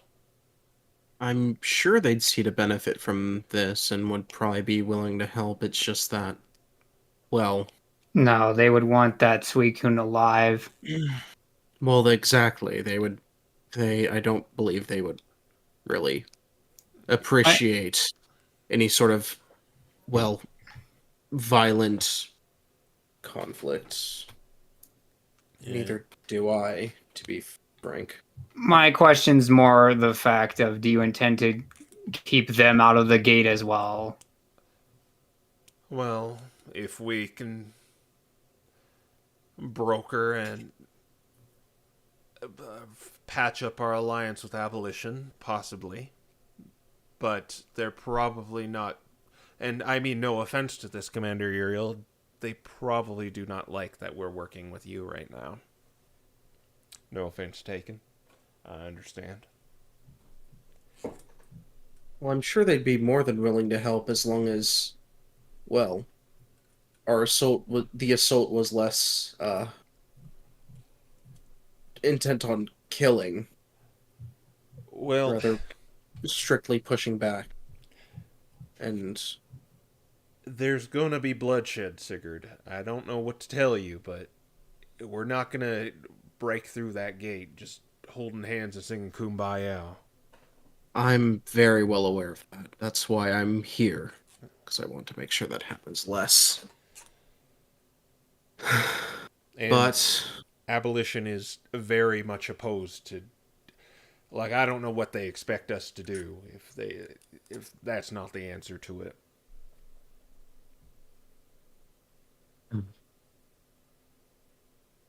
we could potentially talk to them. I have reason to go up there and to their base soon. I could potentially speak on behalf of the two of you. Well, just let them know the only option with these things is to cut them down, and if they have something more effective, then we'll be willing to use that. But at the end of the day, they are going to be cut down as the mission of the flame.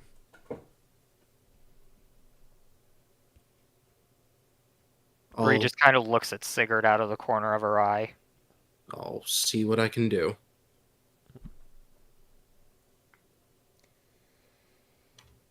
Well, I guess we'll stick to planning and see if we can come up with any more ideas. But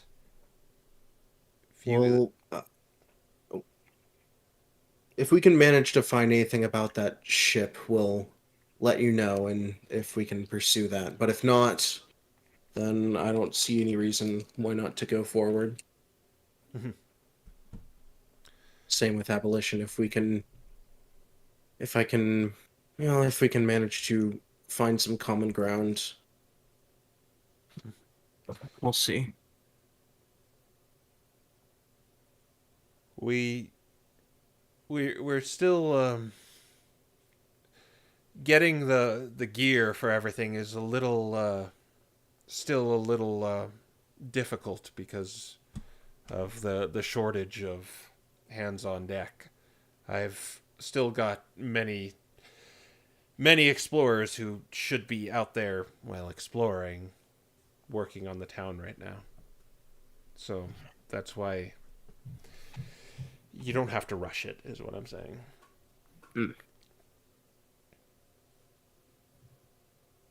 All right, then. Kind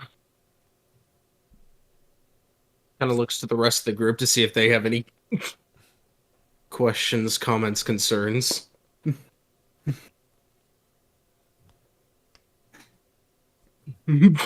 Well, if that's all, I guess you're dismissed. All right. Kind of nods, and I guess we head back out. All right. Bree's kind of gonna stop as she gets to the door, and she's gonna turn around and look at them, and she's gonna say, "So, what do the two of you know about the Ring of Winter?" That's when, like, kind of like you hear that, like, that table chair screech noise to, like, stone cold silence. Everyone stops, including the three of us. Yeah, the three of us. Everyone. Yeah, the three of us kind of turn around like, Liza, could you, lead for a second? She kind of salutes, looking confused, and goes outside. How do you know about that? How do you know about that?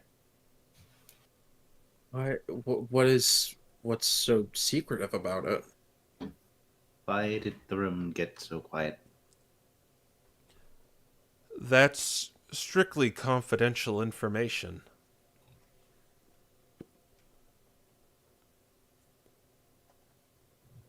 Where did you find out about that? Let's just say I saw it in a dream. Well, it sounds like you know more than you're letting on. I think everyone knows more than they let on in this room. Well, what do you know about it?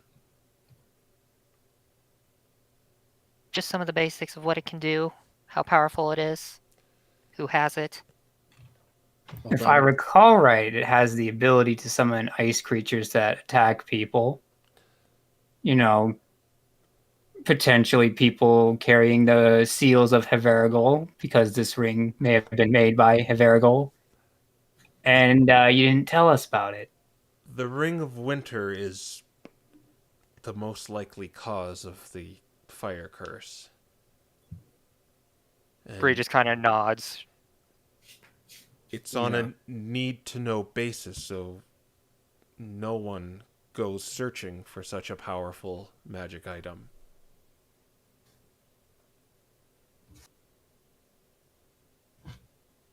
Because it's obviously in the wrong hands right now.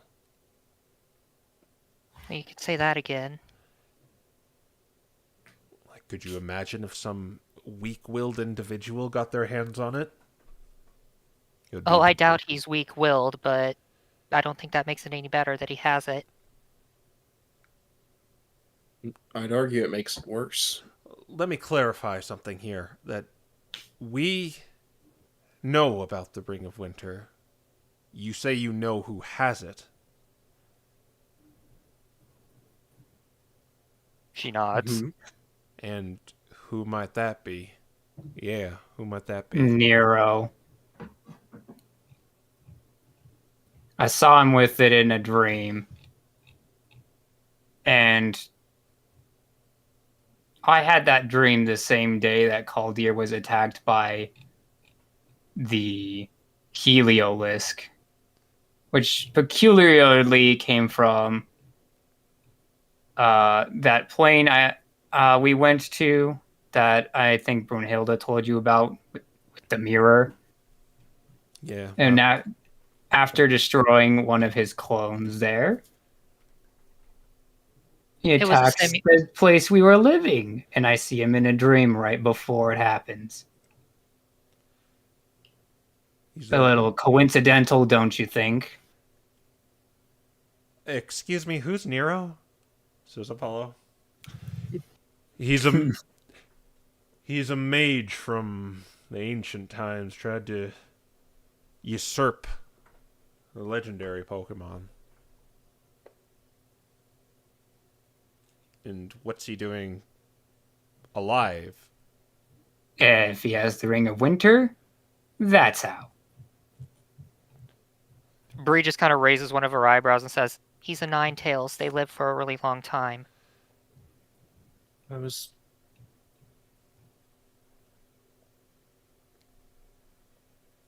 Well, that doesn't explain how this all started up recently. If he's had it for a long time, then why wasn't this curse active over all this time? Because the meteorite's amplifying its power somehow. And I rest my case of why we need to get rid of that thing.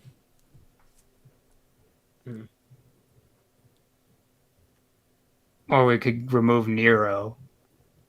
And the ring. Well, I'll tell you what, I don't know how you came to get this information, but you should keep it to yourselves.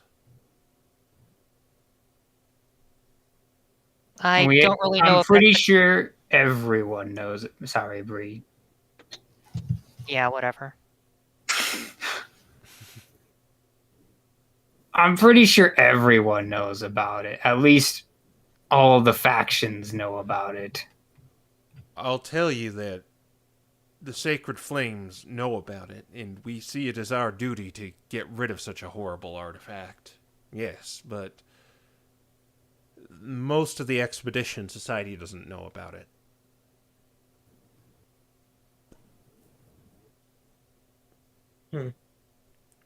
Most.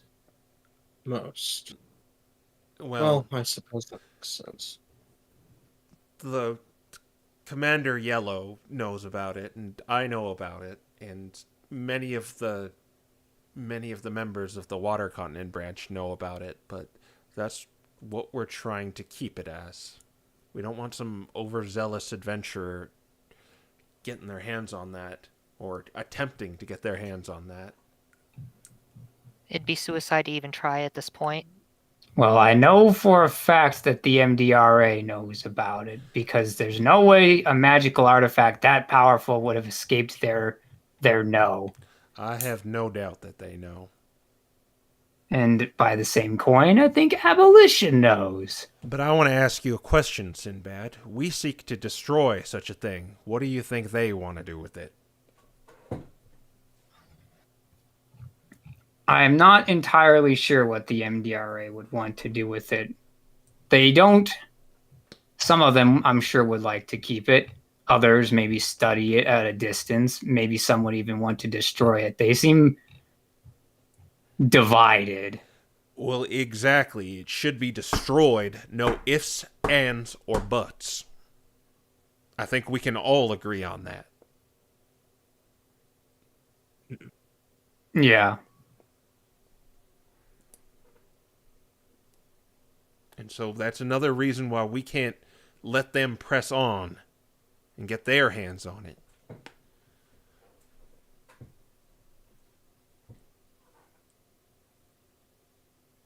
Again, I'm going to ask you guys to not just throw around that ring's name so liberally. Right. But if you suspected it was the cause of the fire curse, shouldn't we be looking for that first? Well, we are. That is always true. It's always been the plan, but we're not getting much where we are right now. Do you even know how to destroy it? We don't know how to destroy it, but the way the Hallowed Flames has means of dealing with evil artifacts like that, and I assure you we probably have the method to destroy it. You know, we don't know for certain, but we have our methods to do it. Hmm.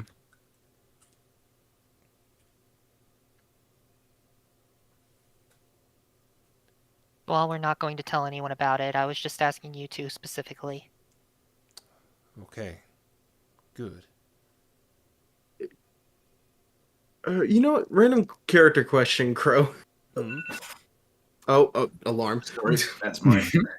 Uh, did Sigurd ever have to deal with the hollowed flames during his time as an arm?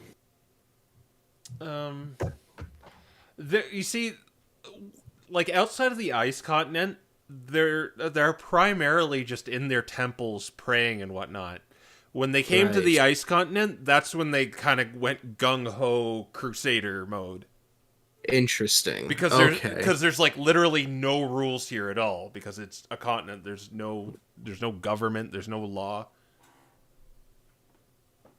Hmm. You know, I've never seen your group act as this, I suppose, proactive about dealing with artifacts and, any sort of magic or anything of that sort.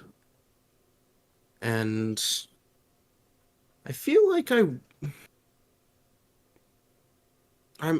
just surprises me that now of all times the flame is seeking out to contain or destroy artifacts like this. Well, we knew right away where it was centered. It was centered. The curse is radiating from this continent, and we know a thing or two about consecrating items or Do you? yes, it's in our As far teachings. as I've been concerned, as far as I know, your group has never really done such a thing. It was We've studied and we've practiced our methods to do such things. You can bring any artifact you find that you think is evil, and we'll give it a go. We've done it hmm, thus so far with the artifacts we found laying around our temples. And you saw firsthand what's in our temples now. We had another thing to tick on that too is we can safely dispose of that meteor. If you hit it with blunt force, it's going to explode in your face.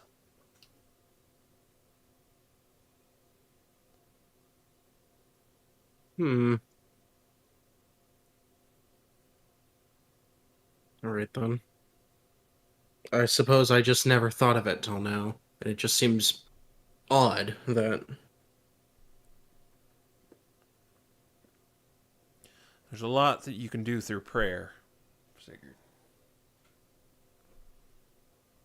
I'm sure you've seen that when Loki was with you. He kind of frowns at that, but Is goes, is Loki going to be a part of this operation? Yes, he's going to be on the front lines.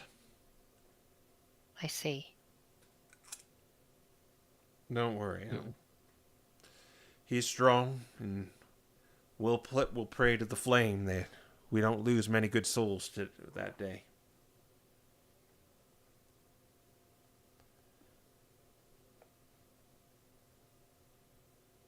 Sabrina just kind of looks at the ground and sighs and doesn't really say anything else.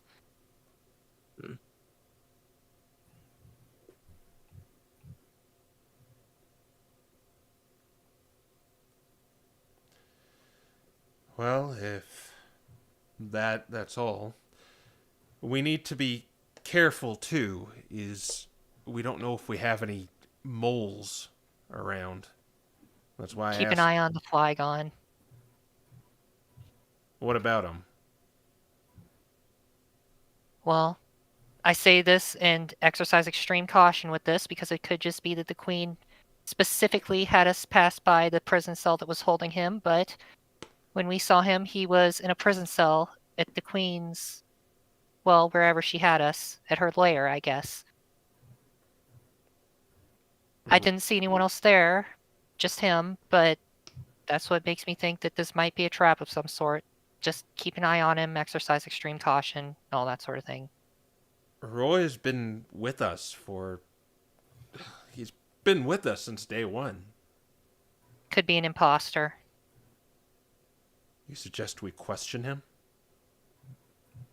Or use some sort of magic that can see through illusions. I don't know.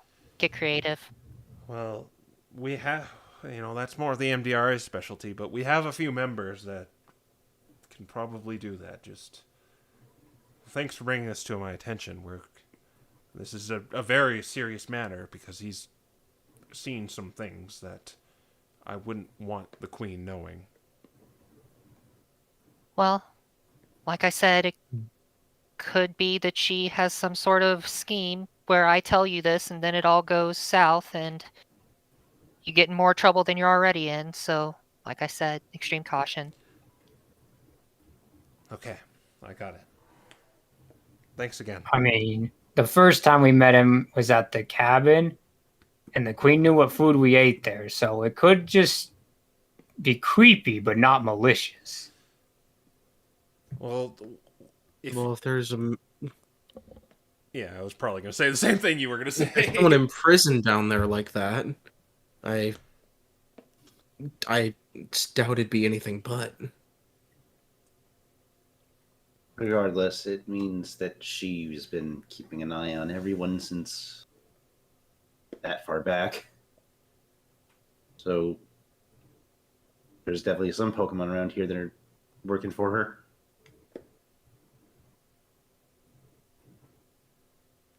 Well, that much was already obvious. Yeah, although it's totally possible that, well, Queen herself is either a shapeshifter or a very good illusionist. Although she seems to be very good at extracting information. More than someone with our lifespans would be able to do.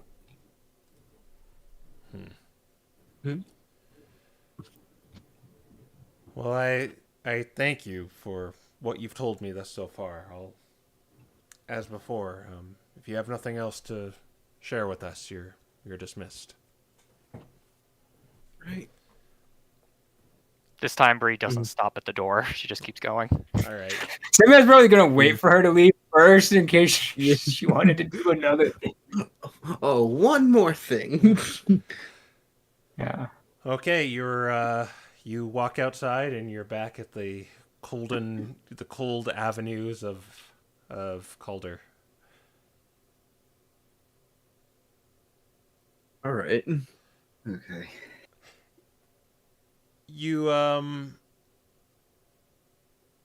You see Apollo actually go outside and whisper to his subordinates and nod over to Roy the Flygon, and they seem to be heading over in that direction. Oh, interesting. So much for caution. That's rather direct. Well, if they walk into whatever Queen has for them, that's their fault at this point. And Liza kind of just walks back inside. Yeah. But Yeah. this confrontation, you see them when they walk over there, they seem to be just casually talking, and then they just begin walking over towards the headquarters where you were speaking with Apollo.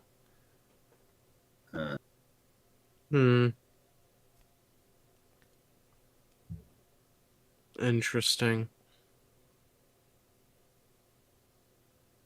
Okay. What's next on the agenda? What is next? Let's see. Sinbad's probably just kind of exhausted from all this and just being like, so how many things did we sign up to back this time? I've lost count. Well, I mean just then. Was it 3? if we can try and find some ways to make this adventure, well, this raid a bit smoother, quicker, less lethal. And now we also have to worry about the ghost ship. Exactly that. The ghost ship abolition, possibly. It seems that the Hallowed Flames seem very unwilling to help or accept assistance from the MDRA. Well, they hate each other. Of course, they're not going to want to work together.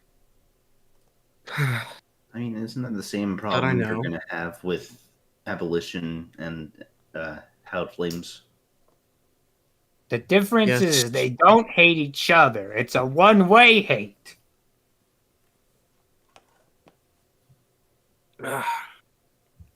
Yes, but Besides, I don't think abolition should have anything to do with this. They're going to want to catch that Suicune in a strange ball that I have no idea what it Sigurd is. is going to cover Sabrina's mouth.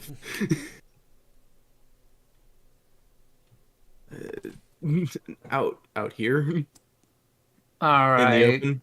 Wonderful private talk time. Let's go. Yeah, private. Yeah, let's Sinbad's discuss gonna things. walk privately. straight towards the house again.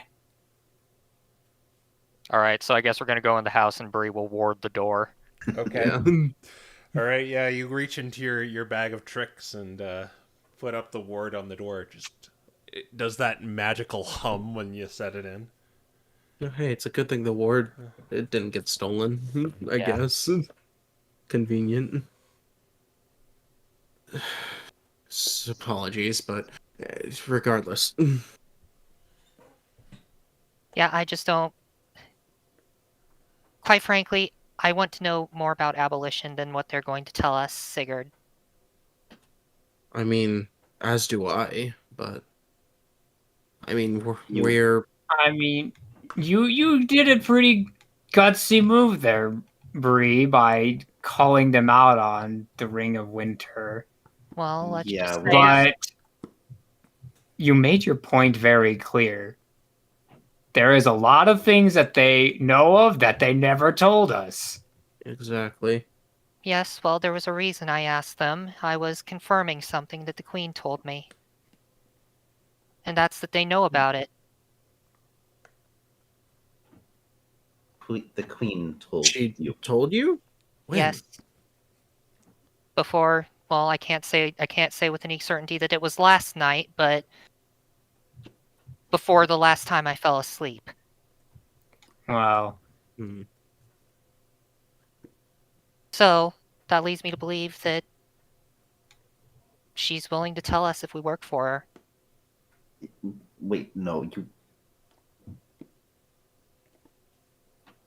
Regardless, it seems ridiculous to not at least try to get abolition and to assist on this. If we're going to work with the rest of the factions, I don't see, including, well, all of them.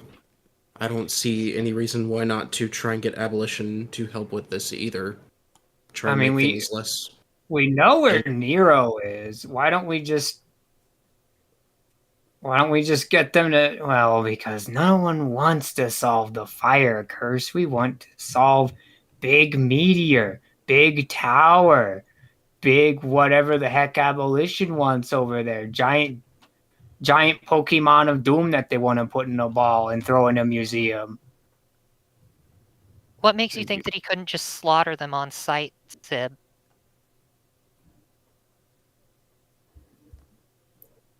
I mean, are we gonna? What's more important, the fire curse or every faction's random shenanigans on the right side?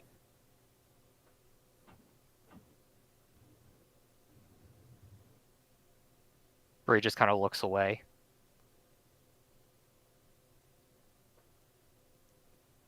If you think telling them of Nero's location would, well, change plans, we could do that.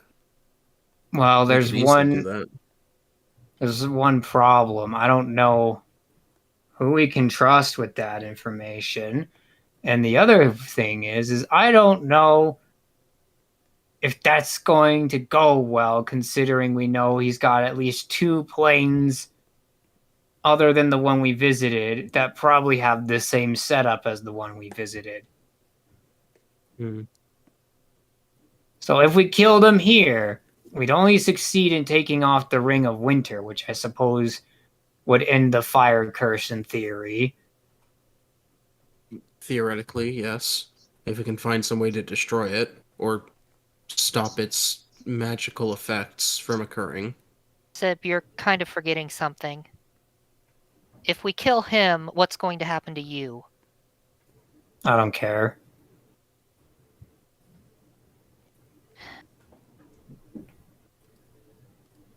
We just have to fight him again is the thing. We'd have to fight him, he'd take over you, and then we'd have to fight you him. Just kill me before that happens. Wait.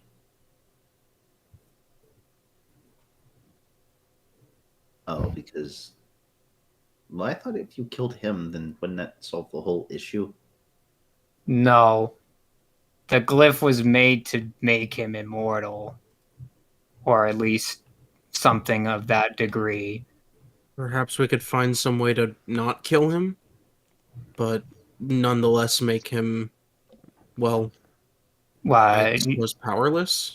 You want to go ask Abolition for their magic ball? But I mean, maybe. Sib, what exactly do you know about that glyph on your forehead? What exactly does it do? Well, that's the problem. No one really knows exactly what it's going to do. We know what it was made to do. We don't know how it's going to do it. Bree is going to take the book out of her Oh. bag. Mhm. And she's going to say, well, good thing we know someone who might be able to figure it out. And she's going to put the key into the book. All right. So, kind of Aladdin lamp style, it just begins to jiggle with like lights shooting out of it like a light show. And the Delphox walks out in all her majesty, arms outstretched. Ah. It's good you cleared up that smog and someone got inside. Yeah, well, that was certainly an event, but it's time for more business, and I'm sure you're eager to do it. Oh, indeed. All right, Sib, take off your bandana. He does it, even though he has a hat on top of his white bandana. Two-factor authority here. Take off the hat too, Sib. Yeah, he did both. Oh, okay. What are the details of this symbol on my brother's forehead? What's it do? Basically, tell me everything you can about it. Let me see here. She kind of like grabs your mouth and like scrunches it like.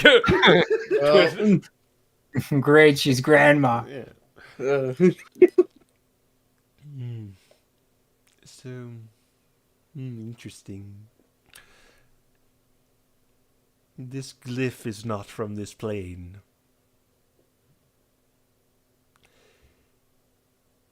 In fact, I'd wager it's the thing giving you your abilities. I don't know what will happen if with or what are you exactly asking her? Just the details of it. What happens if it's activated? What exactly it does? If she can figure out. I mean, Well, you could just ask what happens if Nero dies. it seems like you're asking me more than one question, Sabrina dear. Well, my initial question is, what are the details of this glyph? It's not from this plane. I think it's from the plane of storms. It's what's giving this one his powers. It was definitely bequeathed.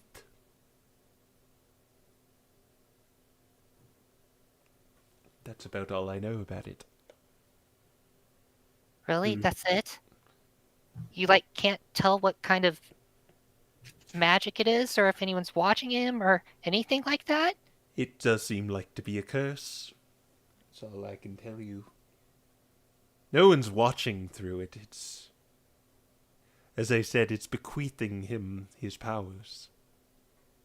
What would happen if the person who bequeathed it to him dies? Do you have another tea for me, Sabrina? Fine. Yes, I do.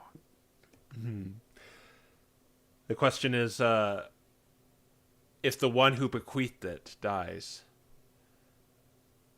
Well, it seems this is only part of something bigger.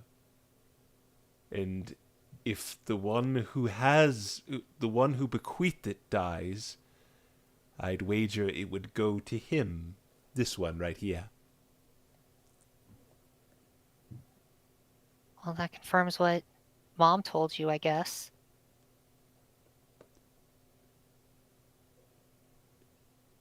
Alright. Well, didn't learn too much new, but thanks for confirming things, Damicia. And she gives her the 2 keys. Oh, 2 this time. It's such great doing business with you, Sabrina dear. I'm sure it is. I have many clients, and I think you're the most generous.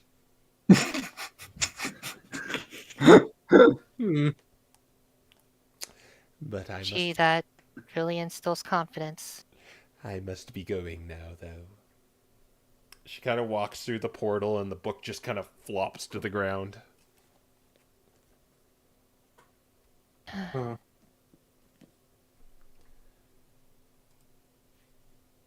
Well, there you go.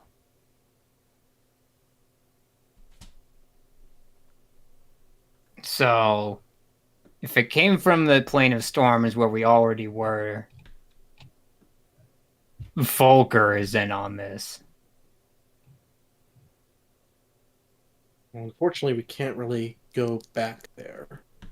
Right, but he's a legendary Pokemon. Why would he work with Nero? She also said it's something bigger. Like it's part of a... Like I'm a key or something? I don't know.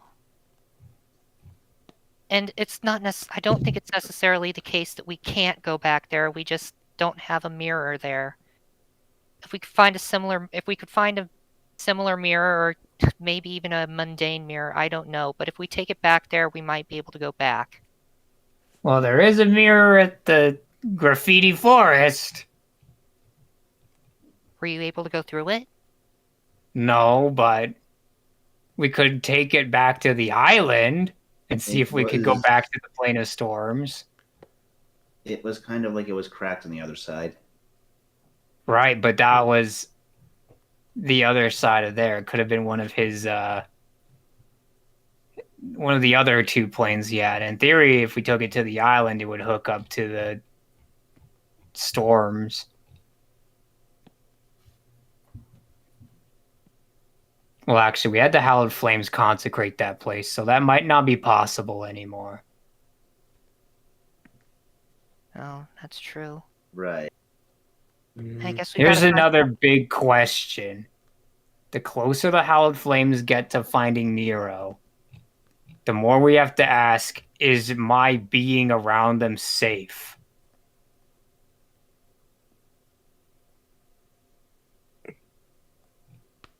When they find out, well, If They Uriel already finds know. out who I am, doesn't he already know? Well, I could ask Loki. if he already knows, he's done a remarkably good job of showing restraint. Well, I don't have sending prepared right now, so it may be a little bit before I can actually ask if Loki told on you. I feel like they probably would want Sinbad dead in general if they knew. Especially given they're talking about the Ring of Winter being need to know information. Well, I didn't want to know about Nero before then, but Now they might. I'm Look. pretty sure that if they knew, they would probably not want me to be alive anymore. Yeah. Because they don't want Nero to come through me. I mean, I would Uriel, assume. Uriel acted like he didn't even know who Nero was. No, that was Apollo. Yeah, it was Apollo. That was Apollo. Sorry, I was distracted during that entire thing. I wasn't paying too close attention.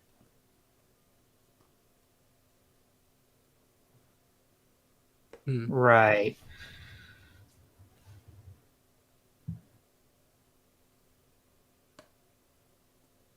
Well, if you guys are done discussing things, I need to go think for a while. And Well, she's gonna go. Me too. Oh, What is Sabrina doing? She's just going to take the ward from the door and head out and just like away from town a little ways, like still within view of town, but by herself. Yeah, Med's gonna be bad and follow her. Well, once you open the door, Oh boy. you see Liza walking towards your room. oh, She Oh, okay. she kind of nods at you and she says, "I gave Roy back, you know." what? You know, I have to tell you, I'm so flattered what you said about me in there. By the way, you forgot to put up that little ward on the door at the Expedition Society's headquarters. I didn't forget. I figured there was no point, actually. And now you're going to look like idiots in front of the Expedition Society when nothing comes up from Roy. Bree just kind of shrugs and says, "Well, it was worth a try." You did this like personally? I didn't think you'd do that. Oh, why do you think I had you walk by that cell? It's because I knew you'd go tell on me. Yeah, we kind of figured that one too. I just did it just to show how behind in the game you are. We figured that best case or worst case scenario was this one. He was completely innocent. Best case scenario, he was a mole. Either way, we win. But in any case, I do intend to hold up my end of the bargain, and, you know, I might swap out again and see how you do during the attack.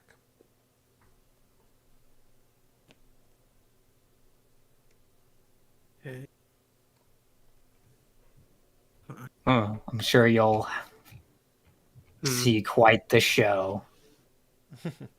But I guess that you also enjoyed Bree's last message to them. Oh, yes. Did I confirm what I told you, Sabrina? Yes, you did. Yes.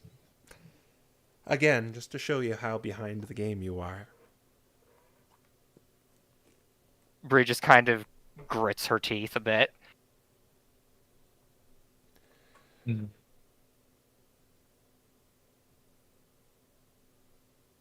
In fact, Well, everything that went on in that Colosseum was according to plan. Everything I've done has been. I knew Sigurd would be soft. I knew Sabrina would be ruthless. It's just the way it works. And now that you've been dubbed my champions, you see, too much ruthlessness will lead to fear and rebellion, while being too soft will lead to uprising and those who will walk all over you. You need balance, you see. Have to be seen as both benevolent and malevolent. Yes, it was a nice touch, by the way. But I will be off. I have some duties to attend to. And you see Liza salute you and walk off.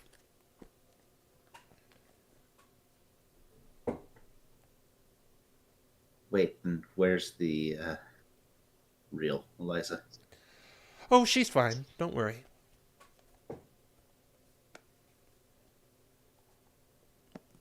huh. Well, good luck, Queen. Not that you need it. Yes, just shh. I fully intend for you to tell on me right now, too, so you can go right ahead and try that. But I will be off.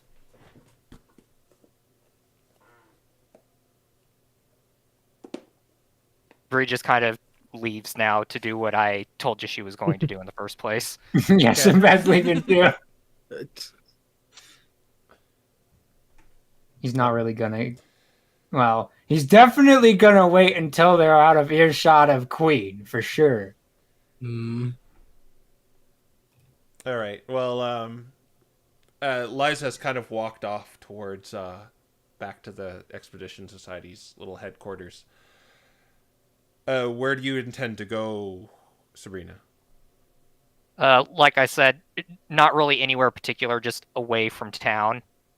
Like, I guess if there's like, are there like any patches of trees in particular nearby?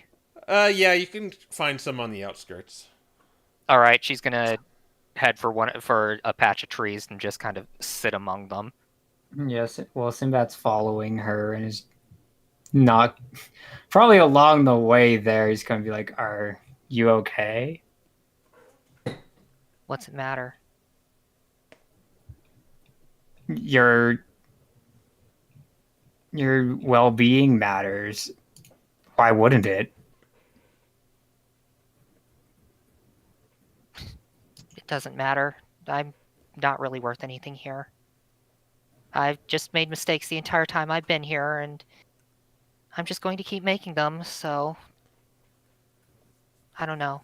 Maybe it's best that one of you just makes all the decisions from here on out. I don't know. If you recall right, the first decision I made when I got here was to try to take on the whole world by myself. Well, you're an idiot, so that just kind of goes with the territory. I mean, we all make mistakes, Bree. We all make mistakes.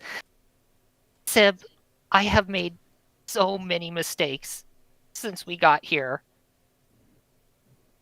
Have you even been keeping track of all the times things went wrong whenever I made a decision? I can't keep track of many decisions, although I can tell you you've made some good ones too. No, I haven't. When I practically ruined our reputation with the Hallowed Flames right from the start, simply by not telling them about what we were going to do with the Ice Dragon. After that, I gave Kleiman a piece of my fur. I knew what he was going to do with it too, but for some reason, I did something as stupid as you would have done, and I gave him a piece of my fur, so now he can just watch me whenever he wants. And you know what's worse? I made the Hallowed Flames take care of my problem. I got Loki sent out there. He could have died. After that, I lost a weapon of mass destruction to everyone's common enemy. Someone so much smarter than me that I couldn't even begin to think of what she might even be able to do next. All I've done is make mistakes, Sinbad. Well, if it were up to the rest of us, I don't think we would have kept contact with Jameson either. You don't know that.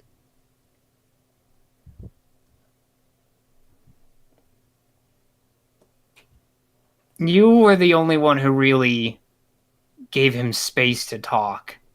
Everyone else just, including me, just wanted him to stop talking. But you opened up to him. And he's in a much better place because of that.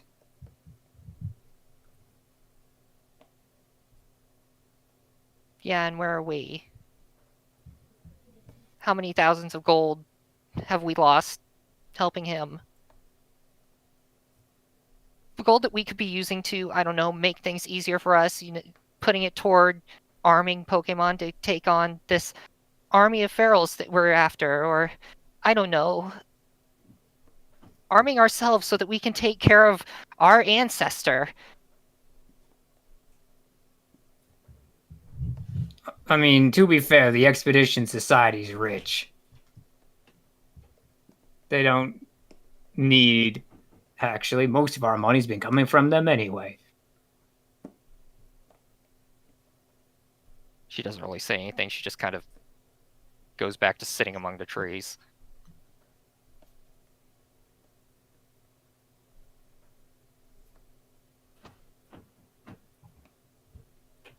Besides, you're plenty talented. Plenty talented. That's rich.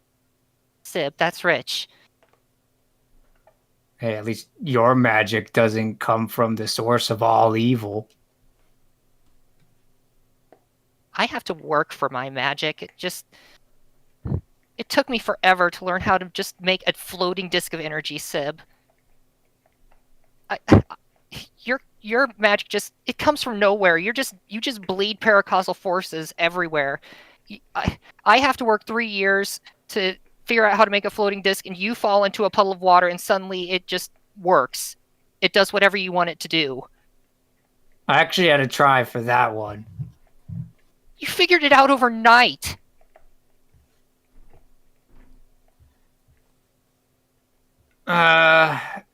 Not really. It took a bit longer than that, or at least I wanted it to come sooner than that. I just didn't manifest it in full force until push came to shove.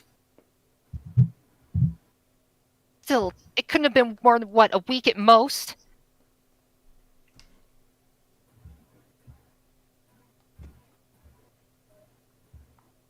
Yeah, but here's another thing. You have significantly more control than I do. I guess part of me knows why that is now. What do you mean? Well, if my magic is coming from this glyph, it's coming from Nero. So who's really casting the spells? Me or him? Probably you. If it was coming from him, it'd probably be much more powerful, considering how much longer he's had to, develop his magical abilities.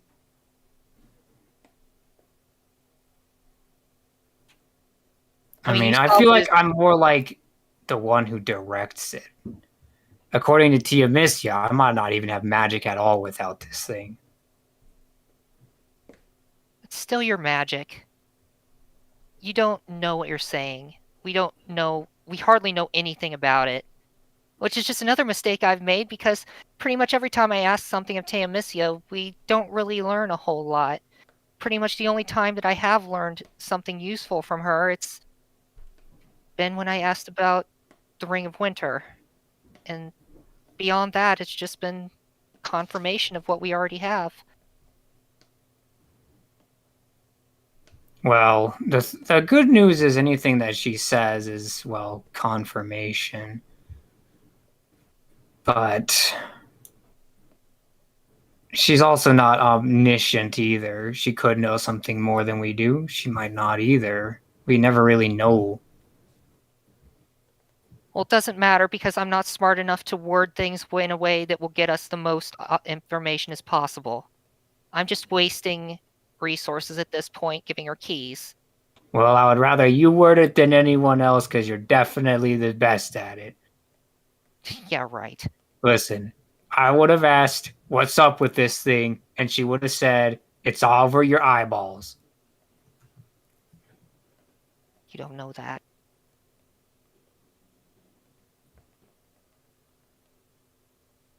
Look, I came out here to be alone, Sib. But why do you feel like you have to take every accident that we've made as a group on yourself? Because it's been my fault.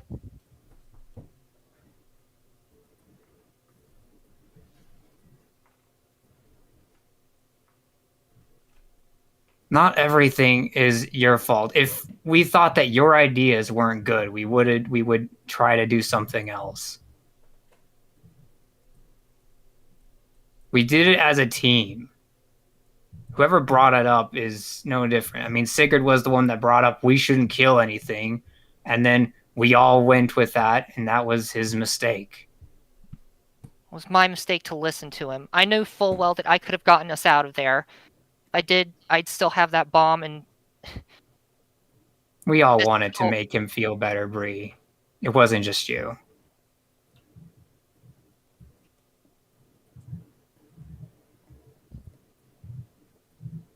whatever. Just leave me alone.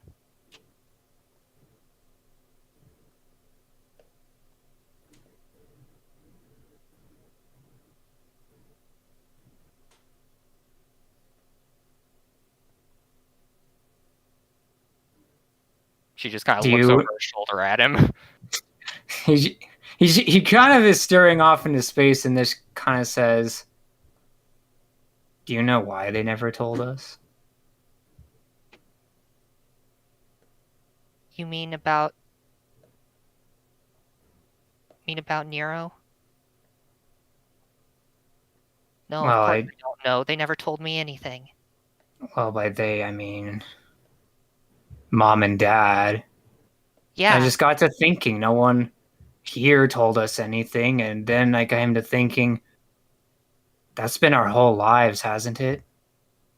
our whole lives. I wasn't told either. Well, you Not certainly in- knew before I did. I found out when it was hours before smearing itself all over my face.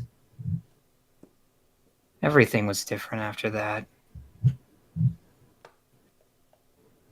Maybe for you, it was just business as usual for me. Trying my hardest and never getting any recognition for it.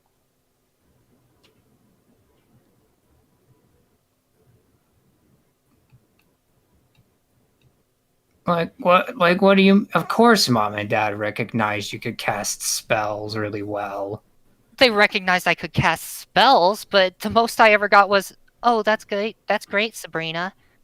Meanwhile, whenever something manifested from you, like when you started shooting lightning out of your tail, it was practically a celebration. They were so happy they could barely contain themselves.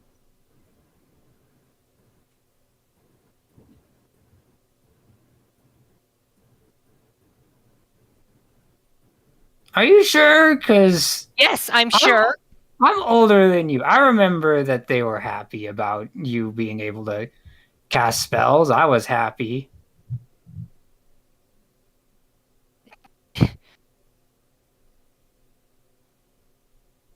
Yes, I remember.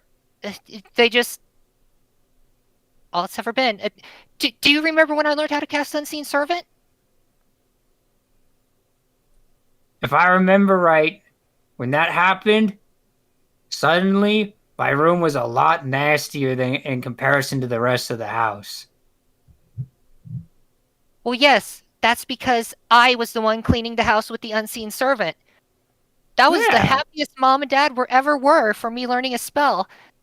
Because I could basically clean the whole house. They didn't have to do it anymore. And I didn't even get my allowance didn't even get raised.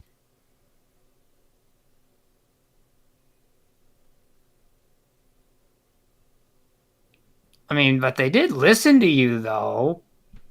When you found out banishment was a spell, you said, Dad, go cast it on Sinbad. And he did! He did?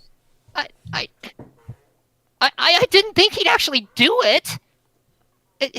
They never Wait. listened to anything else I asked them to do. He never told you he did that? No. Well, suffice it to say, I guess after I threatened to burn your spell book, mainly just because you would quit playing board games with me, Yeah, he banished me. weren't you like 12? I think so. That's gotta have been pretty traumatic. Floating in a void like that for what seems like forever.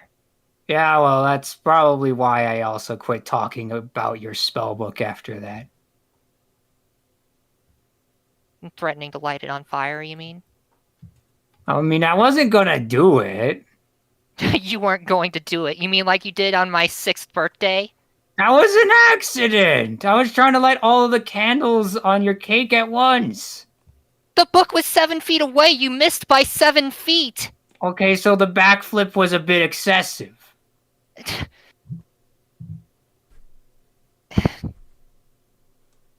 Yeah. You know, I was Yeah, just it trying was. to make your birthday more fun. Well, you certainly made it more interesting.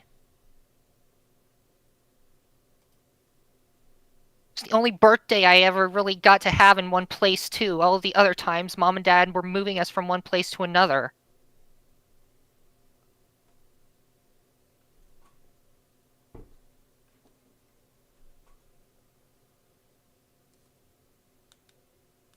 Sometimes sometimes they made me feel like I was an accident, Sib. You're not an accident. Believe me, I'm accident prone. I don't know. Only they'd be able to tell me, but they certainly act like it. Even if you were, you'd be the best accident that ever has or ever will be made. You you you're just saying that. You're just saying that to make me feel better just because I screwed everything up. I've tried to get everything to work since we got here. I tried to get everyone to cooperate, and that isn't working. I practically ruined our relationship from the Hell of Flames from the start. I practically got Loki and a bunch of his friends killed. I lost that weapon, the bomb. I lost it to the Queen, and when everyone finds out, they're gonna hate me. I'm not. I'm more than just an accident, Sib. I'm a mistake. You even said it yourself. I never should have come here. I should have stayed home. I told you that because I didn't want to risk losing you. Because you could never hate me more than I would hate myself if I lost you. No. No, you're lying. You don't care about me. Mom and Dad don't care about me. Sigurd hates me. And everyone else on this barren wasteland of a continent thinks I'm just some resource to be exploited until I screw it up that I'm more trouble than I'm worth. The only person who's ever shown me any real sort of concern for me is Loki, and I almost got him killed. I can't even get being a friend right. I'm not just a mistake, Sib. I'm a failure. And she's just going to run off further into the trees and try to lose him. Okay. We're gonna cut to Aiden and Sigurd then. What are you two doing? Um. You saw Uh, you saw Sinbad and Sabrina go off to the kind of the outskirts. yeah, we kind of. I Sigurd kind of sees that happen, and just kind of waits for a minute before they go, and just it's like, well, um, guess I can go do what I was planning on doing, and he's gonna go ahead and head north, or kind of towards the north outskirt, because that was where the little abolition outpost was, right? Yep, that's where it was. Okay. Aiden, what are you planning on doing?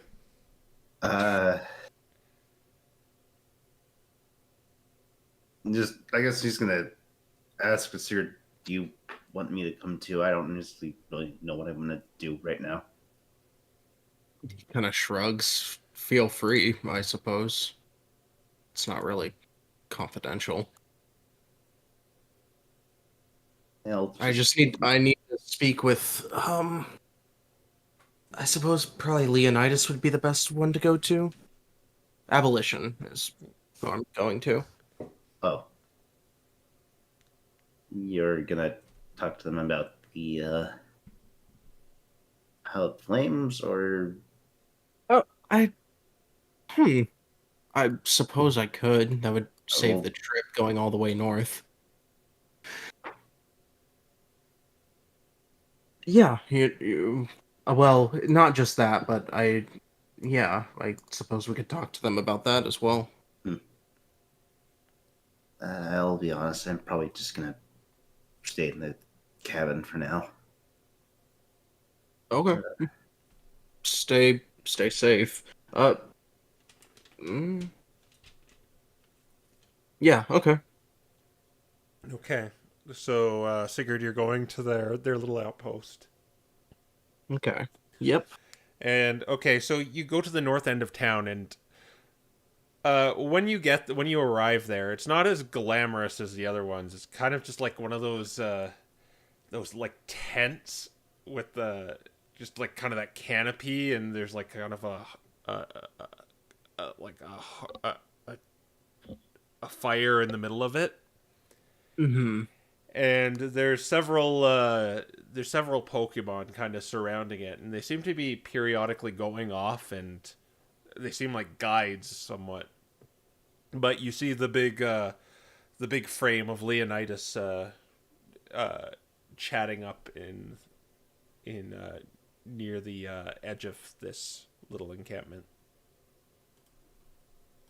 Okay. I suppose that Sigurd would probably, well, wait for whatever conversation him and someone else are doing to finish up, and then he'd probably just straight up just go walk over to him.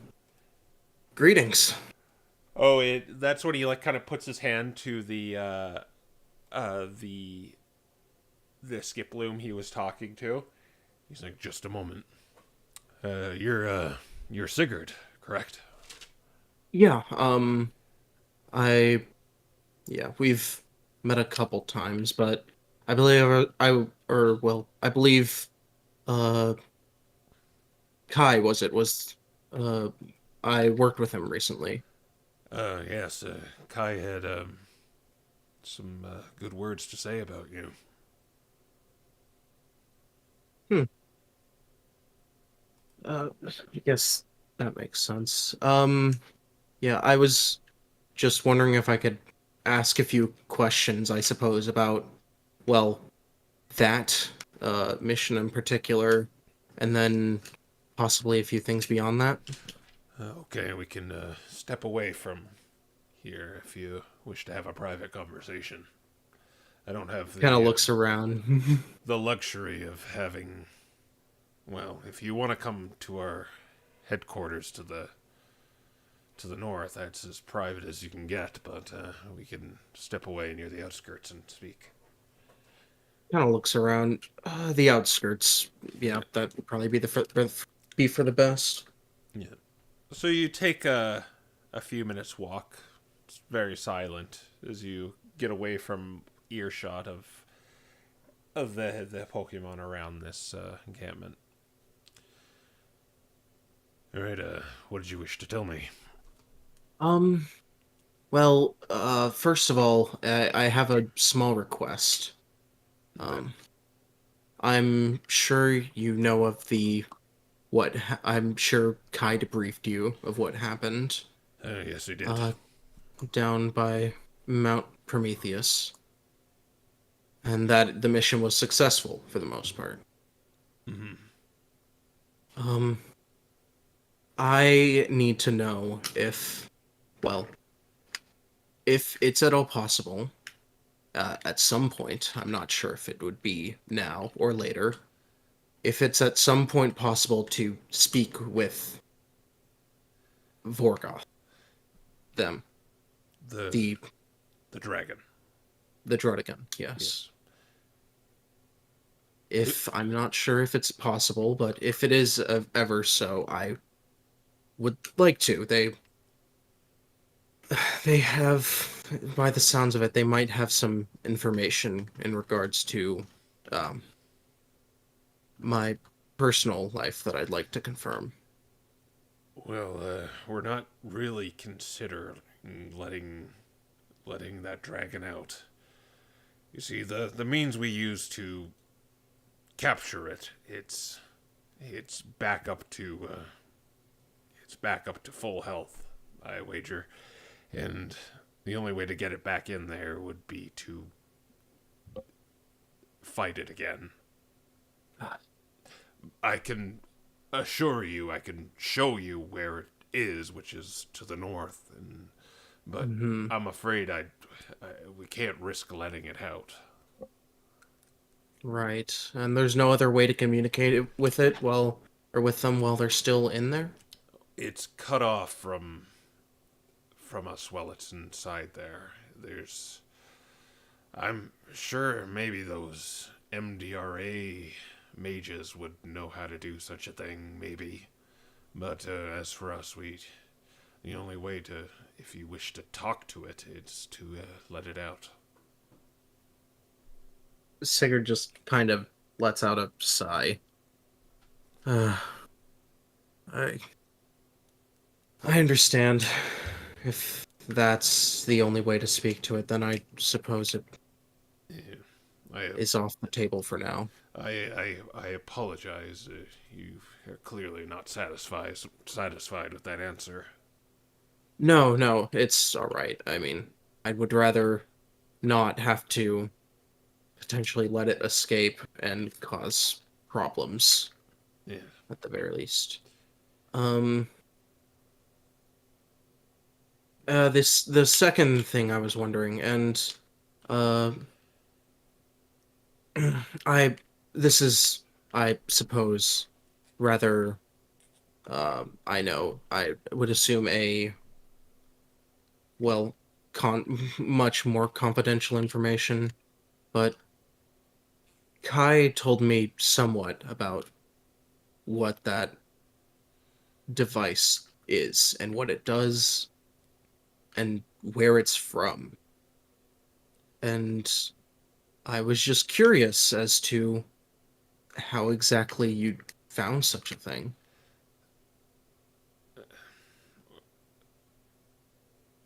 Well, it came from our higher up, who, in fact, he's here, who came on behest of the mission failing with the dragon over to the west there, and he gave us such a device to assist with it. And to be honest, I don't know the ins and outs of it, but I trust him. I could possibly introduce you to him if you so wish. But he's also to the north at our headquarters. Hmm. That might not be the worst idea. But I suppose I'm just sorry.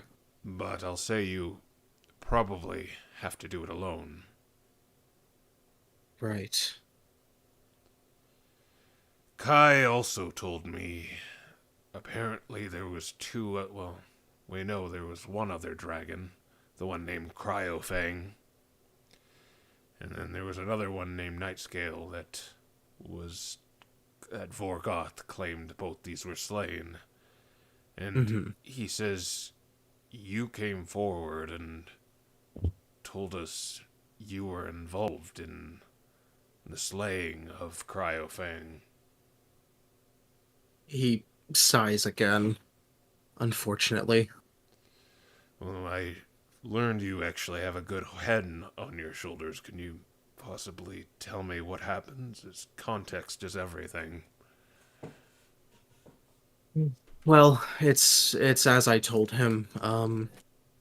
I I was one of the members of the group that uh was sent out there to deal with the dragon.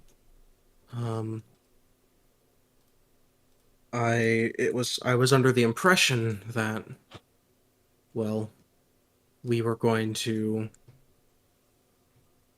be um non-lethal about our means of capturing it. We even heard that Abolition themselves had some sort of contain way to contain it, though they never specified how.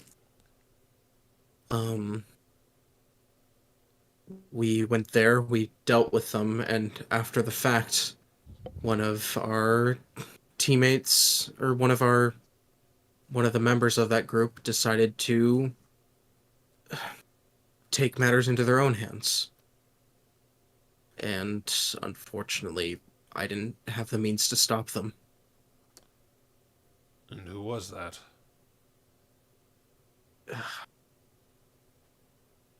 he kind of like frowns, grimaces for a second. I'd, despite what they did, for the sake of their own safety, I'd rather them not. I'd rather not name them. I understand that lays guilt on me, but I would rather them. I would rather not open them up to any danger, Well, whether it be from you or someone else. I could probably narrow it down. I mean, I'd have a 1 in 3 chance if you didn't do it. Hmm.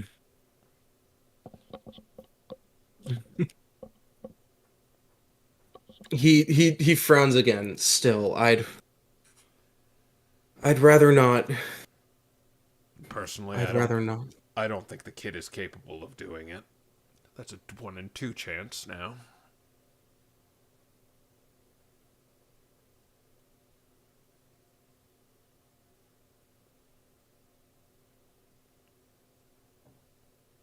So it's probably between those 2 Fox siblings. Sigurd doesn't respond. Whatever the case, if you don't wish to tell me, I suggest you tell them to leave the ice continent. They probably won't listen to me. You didn't listen to me when we first met, which I apologize for my attitude. But perhaps it would be better coming from one of their own teammates. I.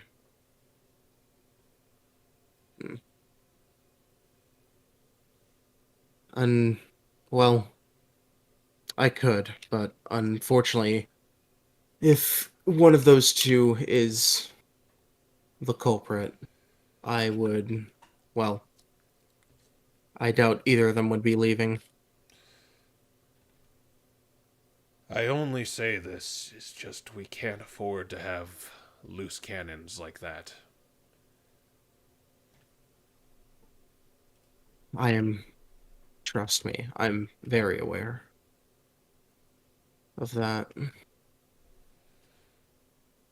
Like, I realize there's going to be encounters and there's going to be death sometimes, but once this is all dealt with, we need to let the ecosystem sort itself out. These Pokemon don't need our involvement, they need our absence. There's no proof they can even leave this continent yet.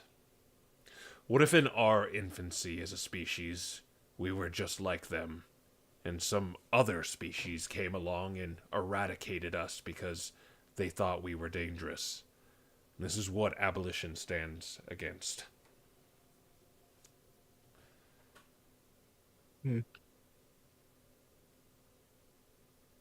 Believe me, I value the sanctity of life and their lives, the lives of the Pokemon out there, just as much as you do. Yes. But all I will say is that any sort of message I could hope to deliver to the culprit, well, it wouldn't reach them. Well, if you can't do that, I just try to make sure it doesn't happen again. That's what I'm doing. Um, Is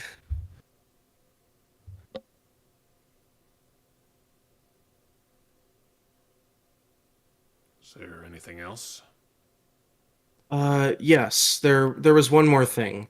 Um, the Expedition Society and the Hallowed Flames, they plan on, well, they plan to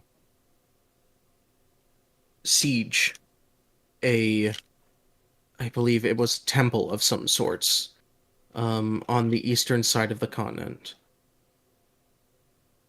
There are a lot of Pokemon there standing guard, apparently, and they're planning on attempting to break through in order to, well, gain access to the eastern side of the continent, closer to the meteor and all that. They're gonna I'm push farther in. They're going to push farther in.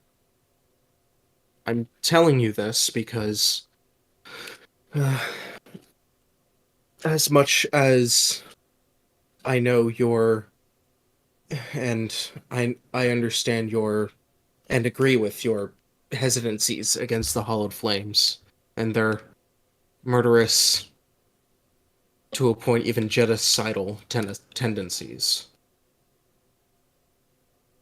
But um, if the abolition was to request involvement, I doubt they would decline.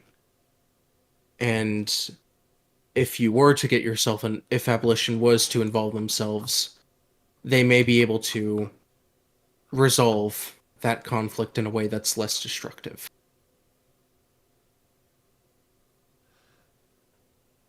Well, Sigurd, I'm out of the loop what's going on over there. What are they exactly pushing against? There's almost, I believe I've been told, an army of those sorts of Pokemon at stationed at this gate.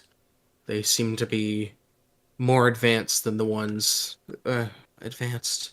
More yeah, I suppose advanced is the term technologically than the rest of the Pokemon in the surrounding area. Um, they seem to have they seem to be standing guard and chasing off anyone else who attempts to approach the gatehouse and temple following behind the area.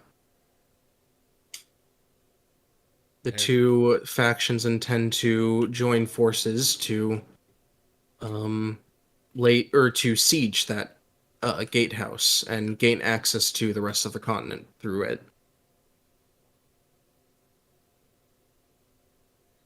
and if the hallowed flames are involved, what are those methods entail? I'm sure you can guess at least what they plan to do without any sort of, well, I wouldn't say interference, but Sigurd, without. even if we were to join forces, what do you think they're going to do right after? They've made it clear what they want to do here. Enos, I know what they want to do to those. But I also know that they're going to do it whether or not I'm involved, whether or not you're involved, whether or not abolition is involved. Well, now that you've told me this, perhaps we're going to try and stop this. I well, I would advise against that. They seem very capable. And Because this isn't just like one of your friends murdering behind our backs. They've made it their mission to eradicate every single one of these things living here on this island, on this continent. They need to go. They need to go fast.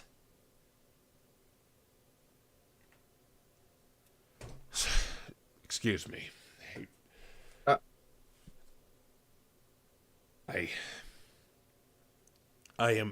We at Abolition are not going to work with them.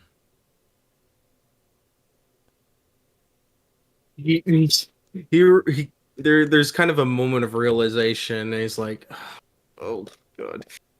if any just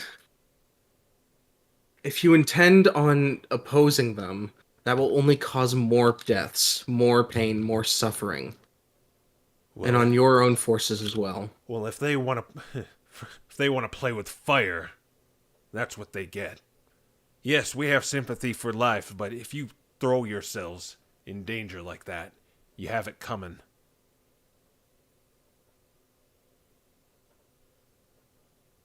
And out of everyone, it deserves to explode in their face most of all.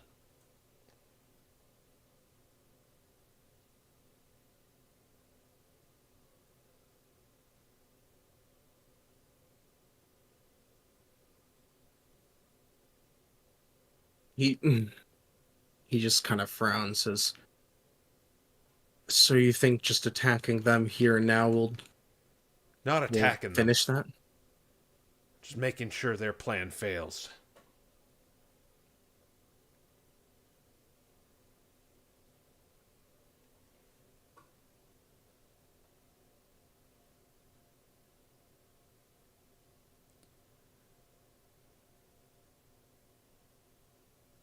And do you plan on working with them?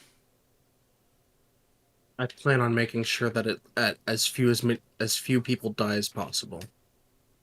If that means working with them, that's what it is. Thank you for telling me this, Sigurd. I think I'm going to retract my offer to come see us. And he walks away.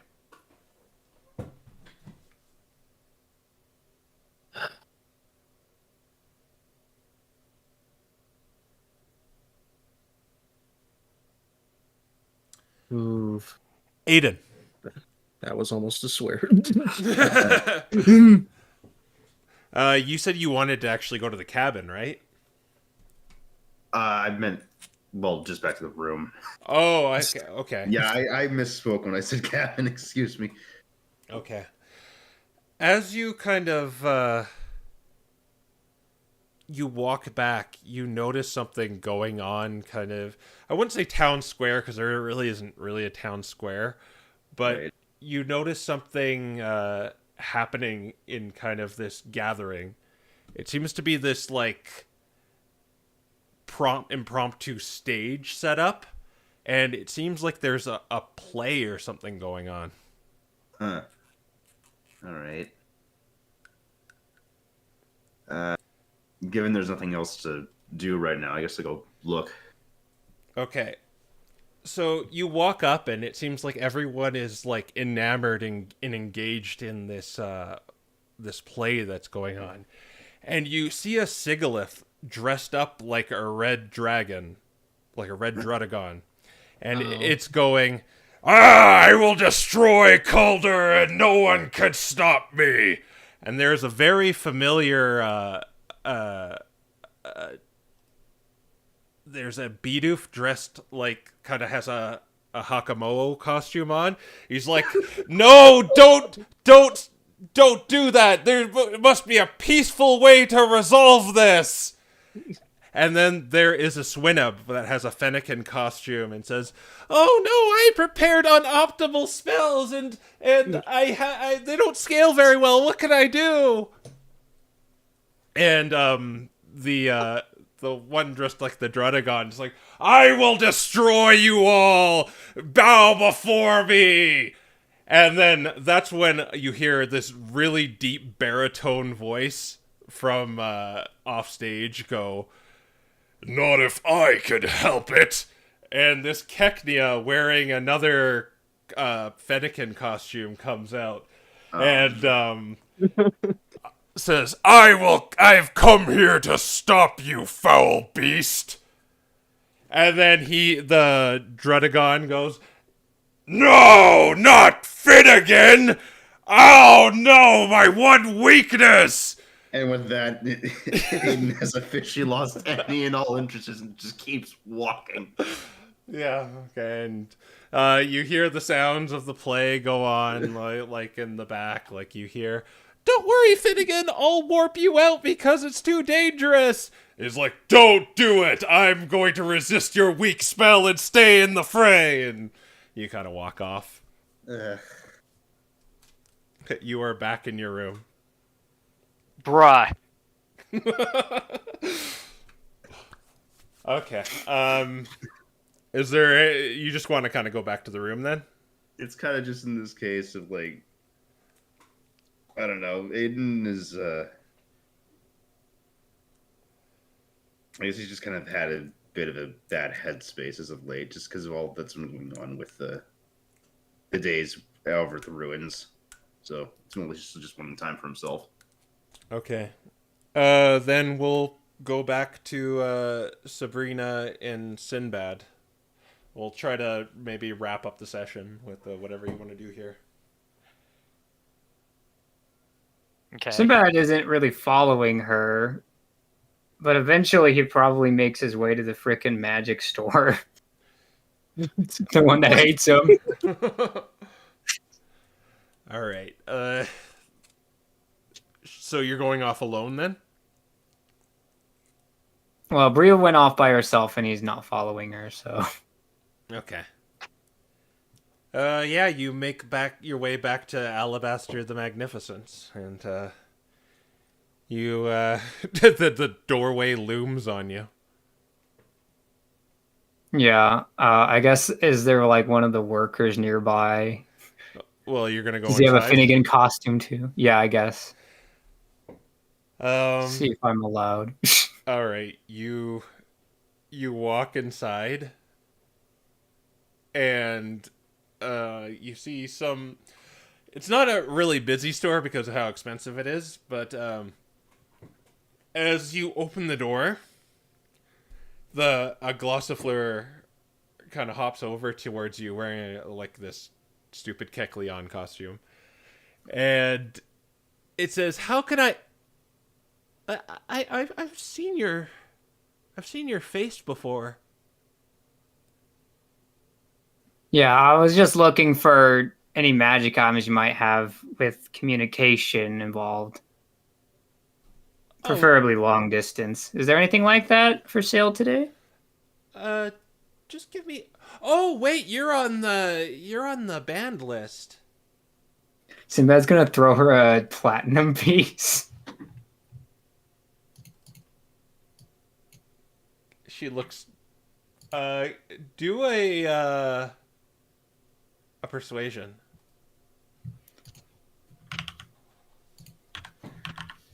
I'm like, oh boy. 15.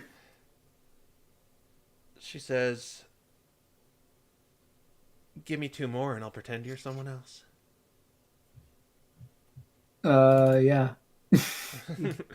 Okay. Well, welcome, not banned because you pissed off our boss. You'd like something to communicate with? He nods. All right. Let me find my list of sane magic items. Where is that document? Things that aren't like crystal balls. Where is it?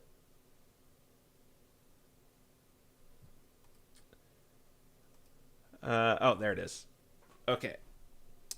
For communication, well, we have sending stones. Those will work. Yeah, they're priced at, well, to anyone who wasn't anyone part of your team would have to pay 10% more. Anyone part of your team would pay 10% more, and I'm not supposed to sell it to you, but they go for 2,000.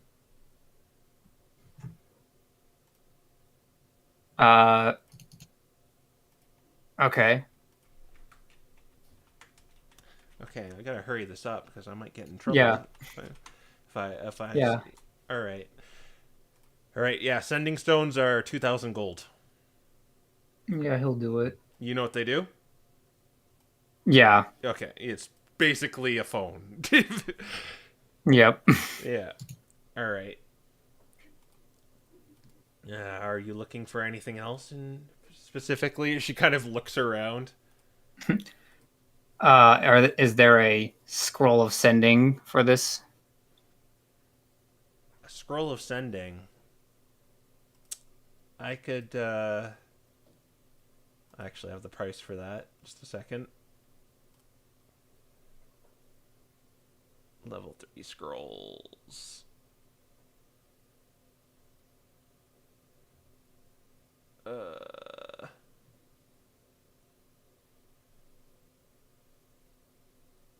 We could probably deal with this afterwards, but if I find it, we can decide afterwards. But let's just say you work out some deal. Yeah, that's pretty much all Sinbad had planned to do here. Okay, I found it. It's 500 gold for sending is level 3, right? Yeah. Yeah, it'd be 500 gold for a sending scroll.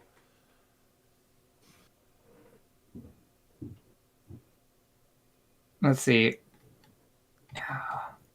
If it works as it does, as it says on Wiki, I'll have to do this. Just the spell sending? It says to make the sending stones work, you have to cast sending on it once a day. Oh, no. No. These just work just as sending stones. You don't need to attune or you just it's a walkie-talkie pretty much. You don't need to do that. Oh, okay, then that's all I needed. Okay. Yeah. Okay. Well, here's a pair of sending stones.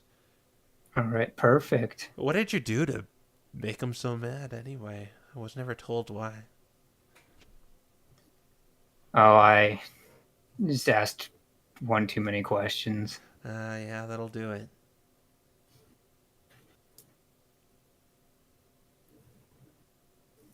And he just kind of heads out. He's like, just kind of like, I wasn't here. Of course, yes.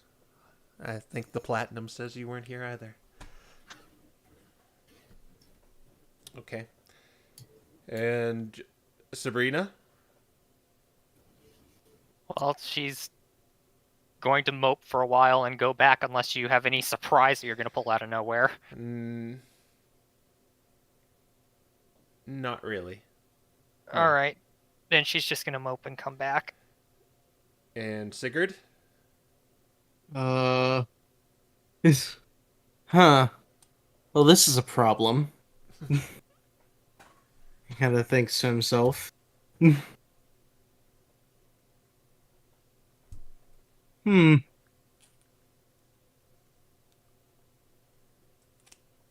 Crap.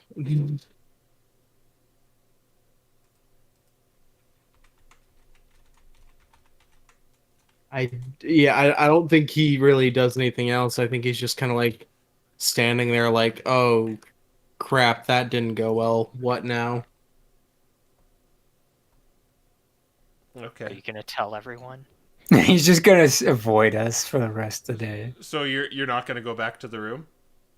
He'll probably go back eventually, but if he first, like, yeah, I don't think he really comes up with anything immediately to like do in response to that. Seems like Leonidas words. doesn't want to talk.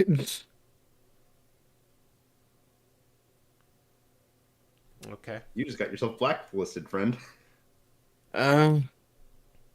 It's happened before. I wonder where. And unless you want to have a conversation in the room when you all reconvene, do you? Can he try and find Leonidas again, or did he seem to have like basically just disappeared? He seemed to be going to the north. Oh, Like- just straight up to the north? Yeah. So into Abolition's Going Abo base. Mm-hmm. Oh, just straight up by himself? By himself. Hmm.